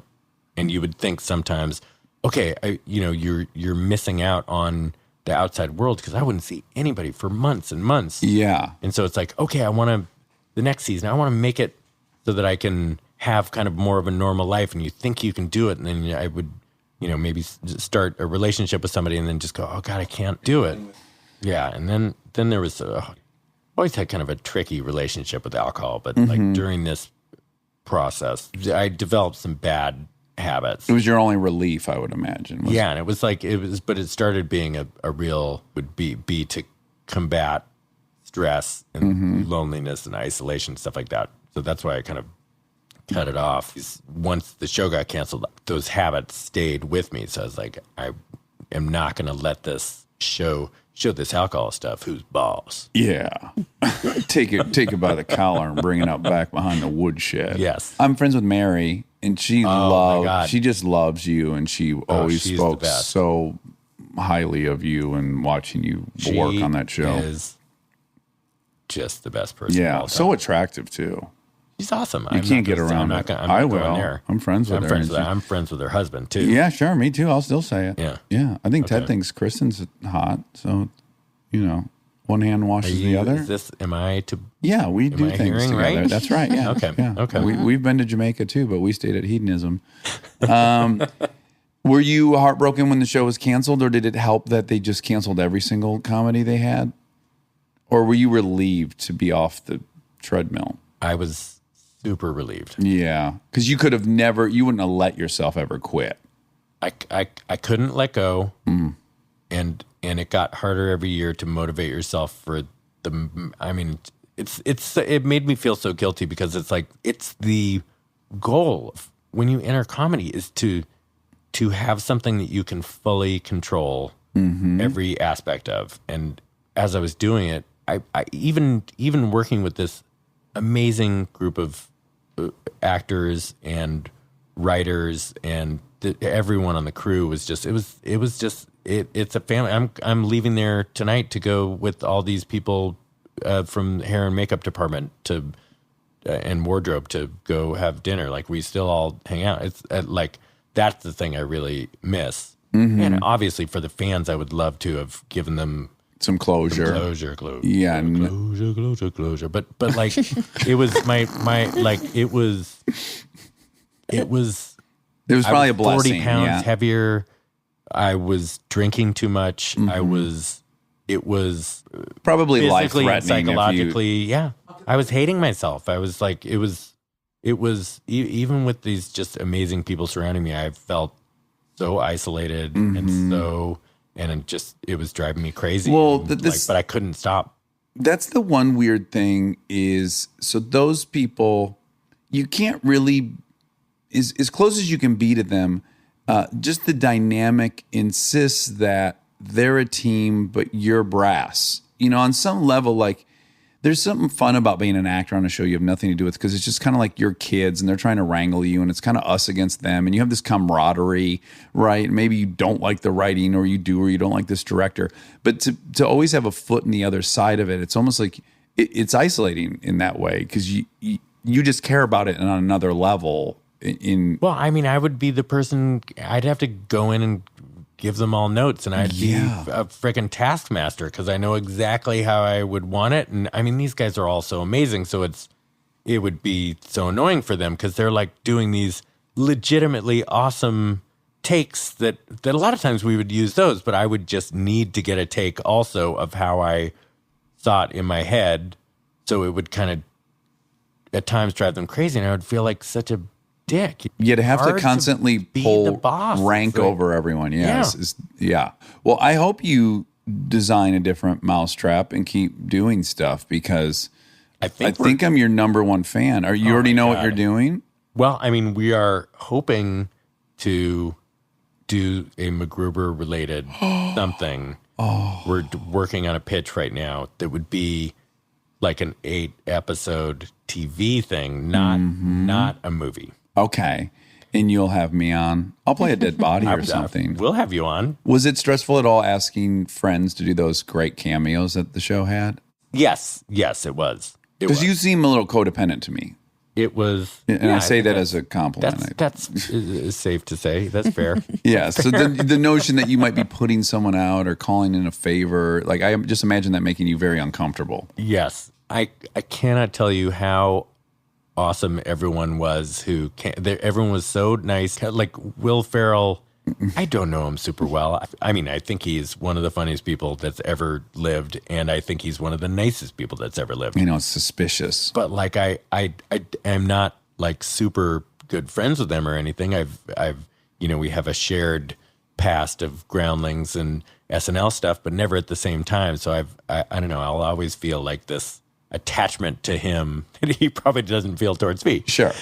You know, the fact that he came and did that part on the show was so amazing because he also paved the way for other people to come. Sure. And once Will does that, because then that's, I think, unless I'm crazy, John Hamm was the next one who came and did something, and then you have two awesome people, and you can try to get the when you send that invite letter, you're like, in the past, Will Ferrell and John Hamm. So and then Jack Black. We asked Jack Black to do. I sent him this email, and I love him so much. He is the sweetest guy ever. And within like 3 minutes, I got an email back saying, "Hey, yeah, I'll do it." It was just like that's so we had nice. been, Well, that's really a testament to how much people respect what a very specific sensibility you have. I think I never run into a fellow comedian or writer who doesn't think you're a very special unicorn that we're all pumped to watch. God. Well, so then I hope you guys sell MacGruber, and I hope you do it, and I hope you let me play a corpse or like introduce my character and kill me right away. I would love to rip your throat out. Oh my God, that sounds great. Did you see Deadpool 2? No, I haven't seen it yet. Well, they did your exact same joke, and I wasn't even mad at them. Which joke? They assemble a team forever, and then they just kill them all. Oh, really? Yeah, it's the exact same joke. I'm sure somebody did it before us, too. So I certainly never saw it. I just was like, oh, they're doing the MacGruber thing. Who even knows if they were aware of the MacGruber thing? But it works. It works wonderfully again. It's such a fucking hilarious thing. Monica and I talk all the time. I want to direct a straight drama that has a single joke. Just one joke. You didn't watch Castle Rock, did you? No, but I've heard. Yeah, it's like a Stephen King horror thing. And there was just one scene where the bad guy there, like he's in a mirror, and then they're pulling back and pulling back and pulling back. You're seeing more of his body, more of his body, more of his body. And I said to Monica, man, if he just didn't have pants on, he was peeing when we got to the ultra wide. And they did this whole serious show just to show that man urinating in a mirror. I just feel like I could laugh for a year on that. But I don't know. I feel like that's something little hopefully indulgent. you'll execute. Yes, very indulgent. But I feel like it's something you might do for my amusement one day. Well, I love the thought of that, though. well, I adore you, and you've always been very kind to me when I've bumped into you. And By the way, just- you've said so many nice things, and I really appreciate it. And just know that I love you too. I think you're so funny. thank you I think so you are much. so fucking funny. So I just to hear that from you, it makes me feel real good, and I really appreciate it. Oh, wonderful. Well, yes, I'm rooting for you. I can't wait to watch what you do. I hope you figure out a way to do it in a less painful way and keep at it. And well, hopefully you'll come back to promote MacGruber and we'll do it together because Fingers you'll crossed. have ripped my throat out. That would be so awesome. Thanks, Will. Thank you. And now my favorite part of the show, the fact check with my soulmate, Monica Padman.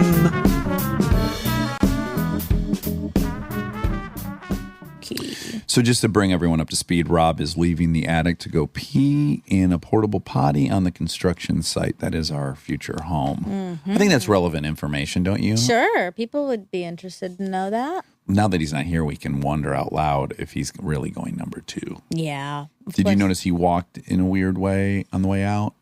Or standard walk? I think it was standard, but Okay. he might just be good at walking while needing to poop. Hiding it? Mm-hmm. Okay. Well, maybe when he comes back in, we'll just get an update. Okay. My money's on just a pee. You? Yeah. Yeah. I think so. Okay. Will Forte. Bill Forte. Wow. Billiam Forte. What do you think the name Forte is? Do you think it's Scottish? Do you think it's Visigoth? Forte. Forte. It sounds, I picture a man named Forte assembling like a stick barricade with the sharp points at the top. Like in Game of Thrones style. Okay, so maybe he's from I can't make the joke because I don't know anything about Game of Thrones. Westeros? Yes, thank you. Okay. Yeah. That's about the only name I think I could conjure. King's Landing? What's her name? Brienne of Harp? Brienne of Tarth. Tarth. Okay, well, just really quick update. Wobby Wob is already back. So I do think it was a P. Yeah, unless... Was Hi, it- guys. Hi, did you go number 1 or 2? This is number 1. Okay, yeah, Right. it had to have been. It was so quick. Yeah. Well, I mean, he could have just been ready to go. Kristen but poops that fast. Like she walks in and then walks right out. And I'm like, how did that happen? yeah. A vegetarian She's a diet. vegetarian, yeah. I think that helped. When I was vegan for that year, my movements were so effortless and just all around clean and easy. It really was an improvement. Yeah. One in the pro column for vegetarianism or veganism. That's right. Yeah, I've my, never done either, so. My muscle mass went to hell in a handbasket, but my poops were just clean and vegetable filled, and it was nice. It's the older you get, the more important that is, being able to poop and feel like you had a full evac. Yes. I always notice when I'm around older folks that they're always kind of talking about their bowel movements and what stool softeners they're on, and they get Geritol and all these different fiber supplements to just keep things moving down there. It's important. Your whole day gets ruined if you Are impacted. Yeah. And now, why do you think old folks are having such a hard time? Do you think that like just the connection between the lower GI and the brain is just like all those synapses are wearing out? Like that? Yeah, I think your metabolism just becomes nothing. Okay. So then your body is just not processing the Everything food. slows down. Everything gets really slow. Okay. I think. Or is it just like there's no connection anymore between the bottom half and the top half? Could be both. I don't know. Okay. We got to get Sanjay back in here to ask him Yeah, why let's old make a people note. don't poop so well. Yeah. So he was in a fraternity, Oh, uh-huh. and he said it was a non-hazing fraternity, but I don't know what that means because then I looked it up, and people are really advocating for non-hazing in these fraternities and sororities. Like there's a lot Well, of every groups. year someone dies, right? There's always a headline once a year, Often. once every couple of years. It's a big deal. Yeah. A few bozos end up killing another guy. Yeah. It doesn't seem to happen in sororities, does it? Or does that happen? I don't know about killing, but yeah, there's some. I think it's like more female types of hazing. Mm. Well, I'll go over it, but it's like a non-hazing fraternity, but technically they're all non-hazing. Like on campus, you're not allowed to haze. Gotcha. So it's all behind closed doors. Exactly. Mum's the word. Let's not talk about this. Those Yeah. bruises came from Hush, falling down the hush. stairs. Yeah. Got it. Got Yeah. it. But do you think that's what he was doing? I don't think so. I think he really wasn't hazed. I agree. Yeah. But 73% of students participating in social fraternities and sororities have experienced at least one hazing behavior. Oh. But listen, a behavior? Yeah. Oh, cute. But look, some of these, I'm sorry, website who wrote this, but what constitutes hazing? Participation in a drinking game. No. I know. Sing or chant in public. No. Drink large amounts of alcohol. No, that's standard. Well, except unless they're doing like a thing where you have to like By that chug a definition, whole. I'm in a fraternity. I know. Be awakened at night. No, we're getting closer. I value my Still sleep. think okay. I think that's so not a big deal. Speaking of which, Belle woke me up last night. Okay. I don't know that I've been this deep asleep in the last decade. Oh wow. I was so fucking deep asleep, and Delta was yammering on in her bedroom, and Belle, who had to work early in the morning, 6 a.m. nudged me. I was like, "Go deal with that," and I was like, I was so asleep. I went to lay in her bed. I fucking fell off her bed, hit my head on the nightstand. Oh God. Now I'm mad. Now I'm actually awake, and it was a painful re-entry into awakeness. Yeah. And then I got her all put back in. I got back into bed, and then it started up about 10 minutes later, and now I'm a little angry. So I kind of walked aggressively down the hallway, and then Belle ended up having to get up anyways because she wanted to intervene. She thought I wasn't going to be as gentle as possible. Oh, no. The whole thing was a snafu. Yeah, that's System normal, all fucked up. yeah. Okay. I know. We learned that. But can you believe I here. fell out of her bed? I was so asleep, I tried to lay down on the edge of her bed and fell right off. Yikes. It was a big clunk. Oh no. What if you read that's how I died? I would be sad. Actor Dax Shepard passed Tuesday evening with a head injury. falling off a 1-foot-tall bed. I have fears of these things happening to my people. Yeah. Yeah, I would be domestic accidents. scared. Yeah. They claim a lot of lives, so you look at it, annually. Ugh. Well, I'm glad you're still with us. Yeah, it was a close call. Anyway, be awakened at night, be screamed, yelled, or cursed out. Yeah, it's hazing. You're yelling in my face? Yeah, that is. That's aggressive. I guess it's aggressive, but it's like you yell in my face sometimes. Never. Yeah. No. Yeah. No. Yell? You haven't heard me yell. You've yelled in my face. No, I haven't. You yelled? No. I swore once in your face. At but a I've not. very high volume. That's nothing, girl. You should hear me fight with my brother. Okay. You want to hear so me maybe yelling? your bar is like really high up there. I can but- promise you that was a 4 out of 10. Okay. Well, for me, it was a yell.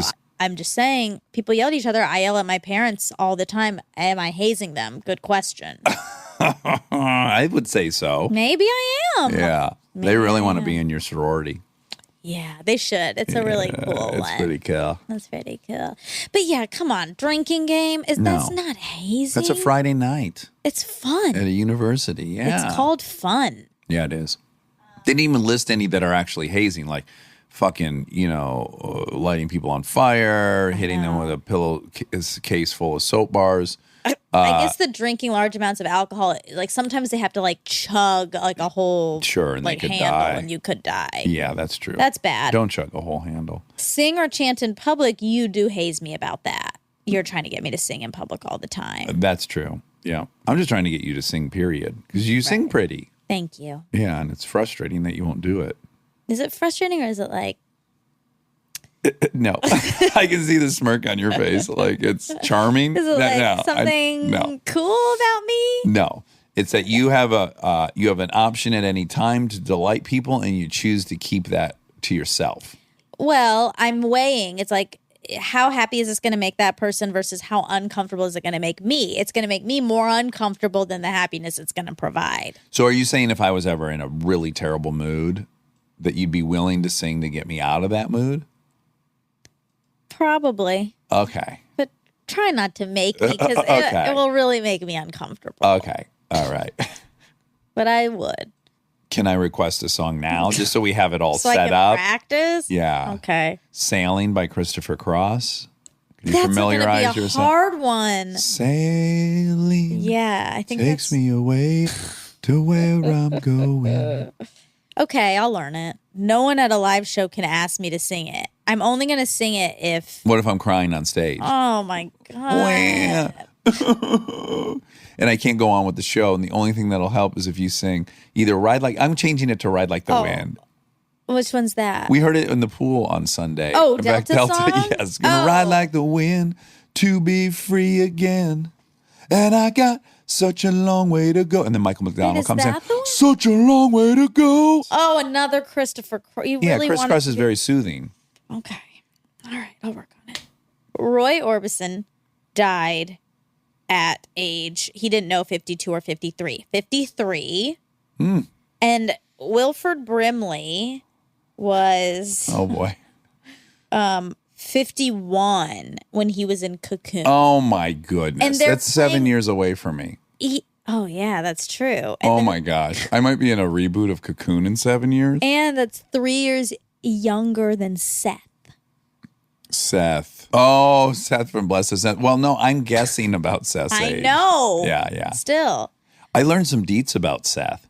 So Ben Kozolke, who is a DP, he's very talented. He shot Freebie, and I love him. And he used to come to the movie watching parties where we'd freeze frames on butt cheeks. Okay. So when I posted the picture of Seth on Instagram, he immediately texted me, "Oh my God, I'm so glad you're obsessed with Seth. I'm also obsessed with Seth. I worked with him 2 years ago, and he knew all this stuff about Seth that I didn't know. Wow. One of them was he trained dudes in MMA.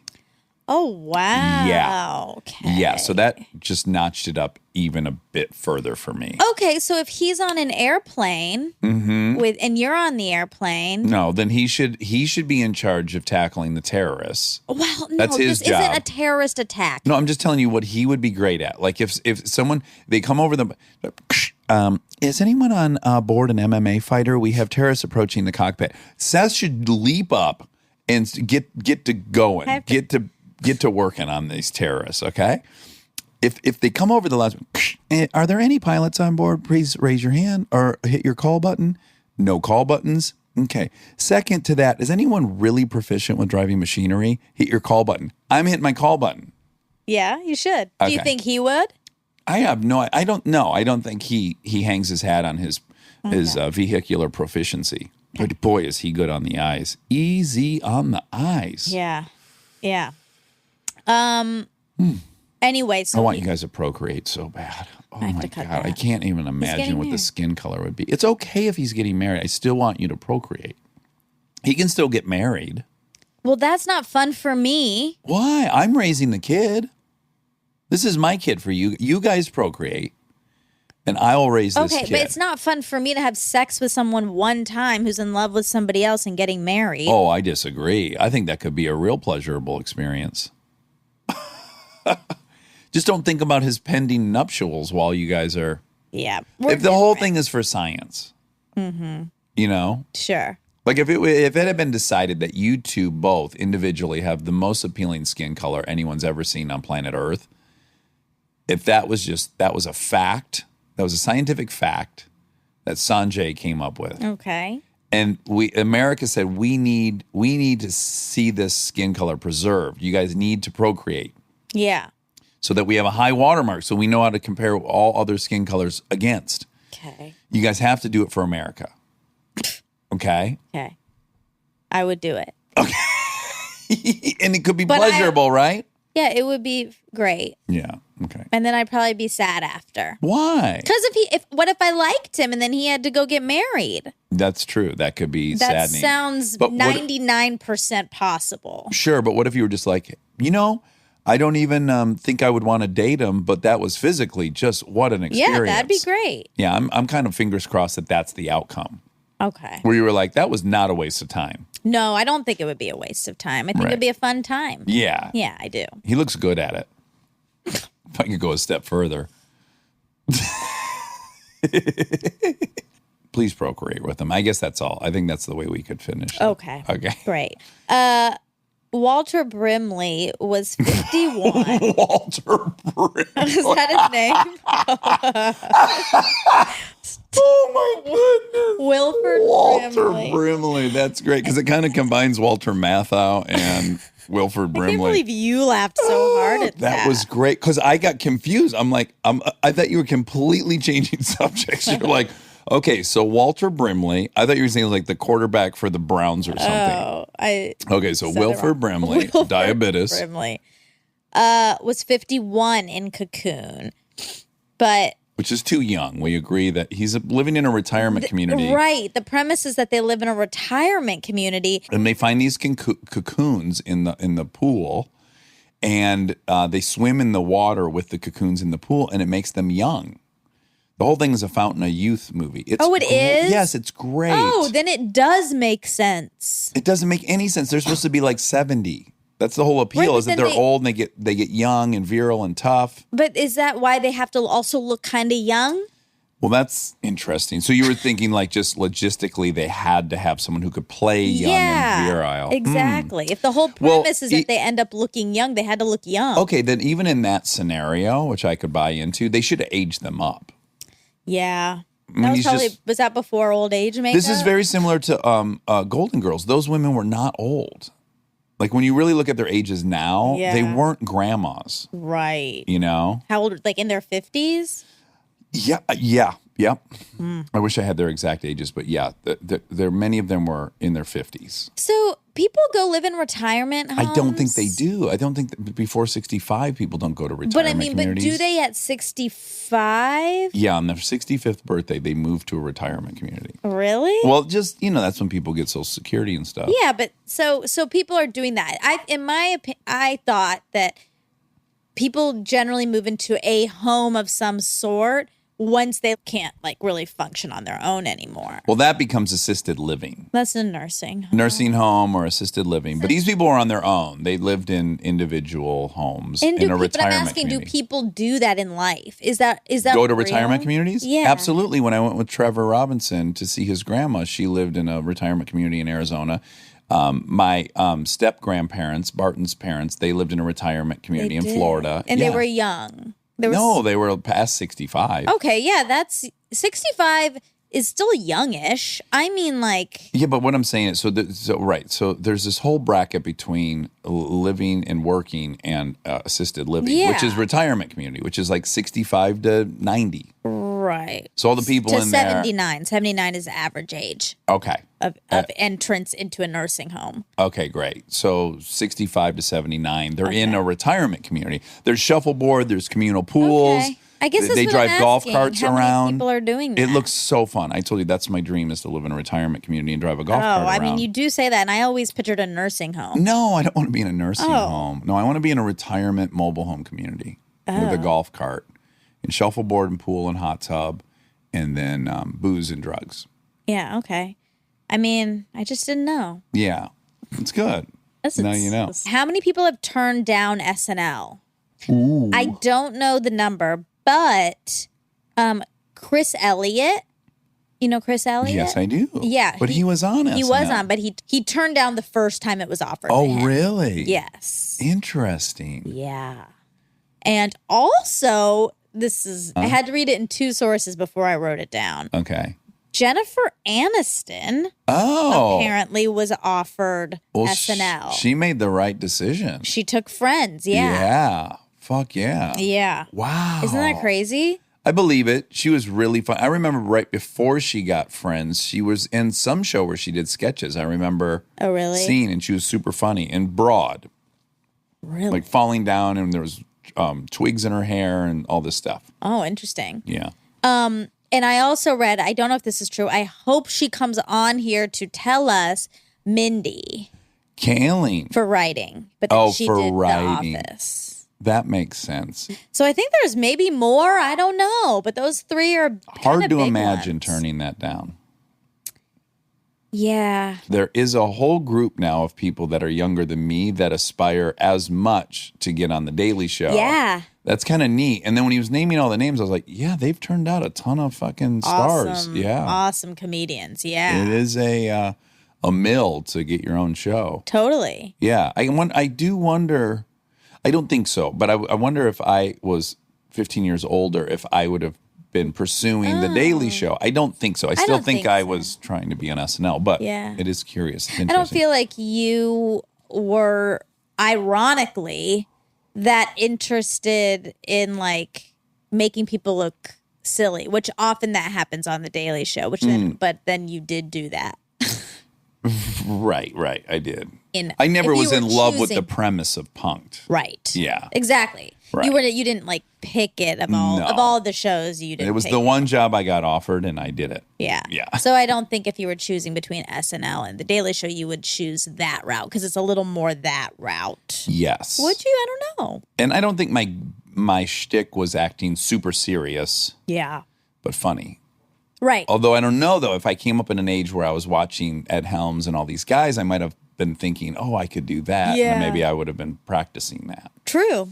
Yeah. Who knows? Did you ever think about The Daily Show? No. No. I also never thought about SNL. I never didn't? wanted to do that. Oh, so interesting. So you want to do UCB just to be on the UCB stage? No, I always loved being funny, Mm-hmm. but I wanted to be on a sitcom. Right, like Jen Aniston. Yeah, I wanted to be on Like your Friends girlfriend. or Yeah. The Office or any of those shows. I wanted to be a comedic actress. Right, and you thought UCB was a good place to get discovered for that? No, I just thought I'd get better. Oh, okay. I also just thought everyone's doing that who's good at comedy. Like, Right. if Amy Poehler is the North Star and she created this place, I should get Yeah. going. And then once I got there, then I just fell in love with it. Right, and all the boys there.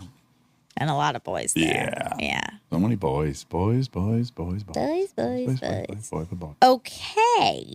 Is it Irish Goodbye? Yes. Oh, it is? It's Irish Goodbye, Ghosting, and French Exit. Oh, French Exit. Yeah. So I'm shocked to learn I got it right last night. Last night I said I'm going to do an Irish Goodbye, you and I did? just bailed. Ah. And as I was leaving, I was like, "There's no way I've got it. It's not Irish Goodbye. It's a French something, but a French Exit." French Exit, Irish Goodbye, Ghosting. Was there any etymology for why it's called an Irish No. Goodbye? Maybe. No. You just hammered and you fucking forget to say goodbye to everyone. Maybe. That's a good guess. I think that's a good Just guess. trying to figure out like what stereotypes overlap with that. Like the French Exit sounds like lofty, like I'm too good to say goodbye to everyone. Right. I can't be bothered. But Actually, the French Irish Exit sounds like. anal, Is that it? anal? I think it's a theater. Yeah, it sounds like anal. I think that's where it comes from. I'm pretty sure that is where it comes from. I think it's a theater term. I got in the old French Exit last night. I think maybe it's a theater term, or maybe I'm mixing that up. But ghosting is probably the most popular one of this era.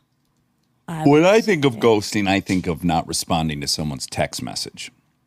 Oh, you think it virtually. Mm-hmm. That is another form of it. Like she ghosted me. We were texting. Everything was going rhythmically. And then she ghosted me. Oh. Got an origin. Oh.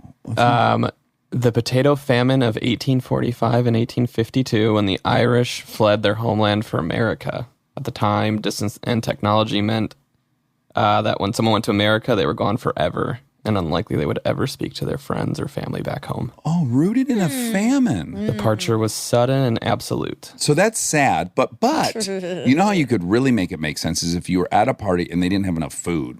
You're like, I cannot stay here anymore. I got to go. I got to bounce and go get a dinner somewhere. So Yeah. that would really make sense for an Irish That's Goodbye. a really good parallel. Yeah, you're leaving And because there's no potatoes at the party. Oh, well, now you Right. know, and now you can say all the things if Yes. you want. Also, I really heard Tracy apparently loves French Exit. Oh, really? Yeah. Well, that's what Mike says.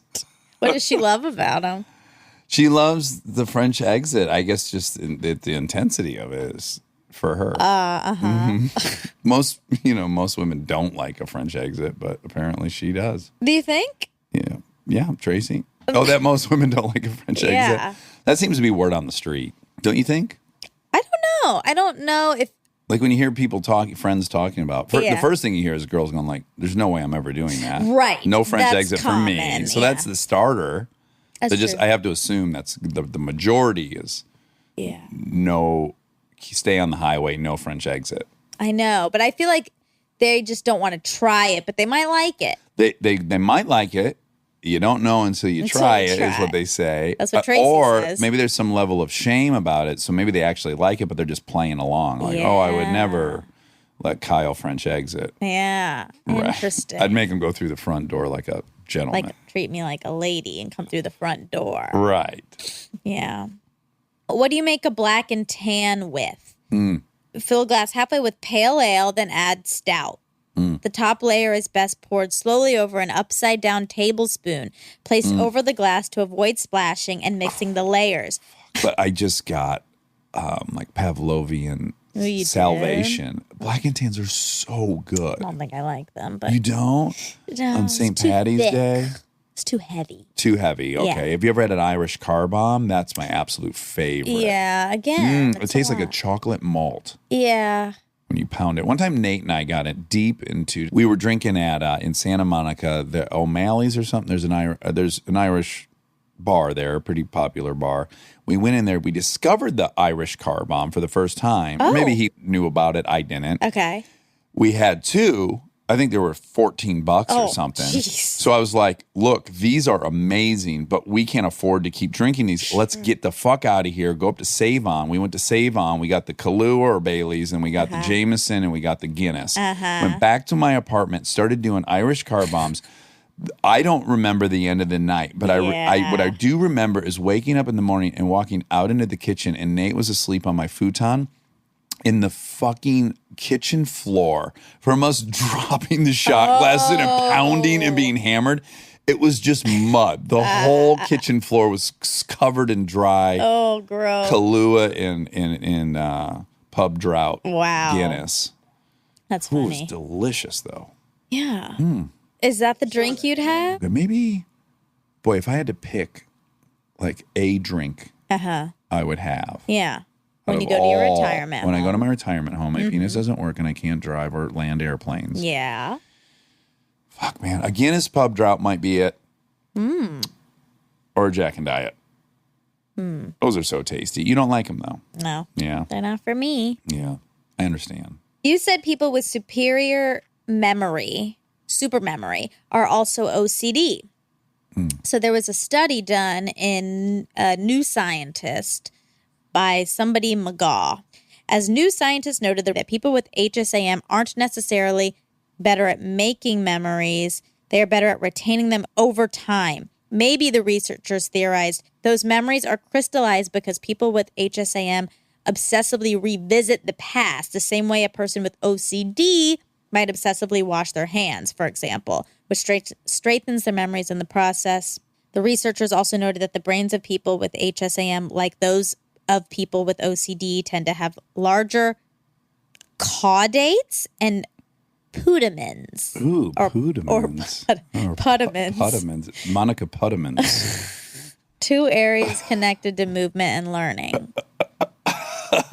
Well, you know, I got that from the 60 Minutes episode that they did on supermemory. On that show, they said that most people have OCD who have that. And they showed her closet, and I remember the meticulousness by which she organized her shoes and her blouses and stuff. But I got a feeling like even if I visited my memories nonstop, they know if it rained out on their 8th birthday. Yeah. That's something. But I They're guess they're recording it seeing differently. it. They're seeing it in visual images, I think. They are? I think. How else could they?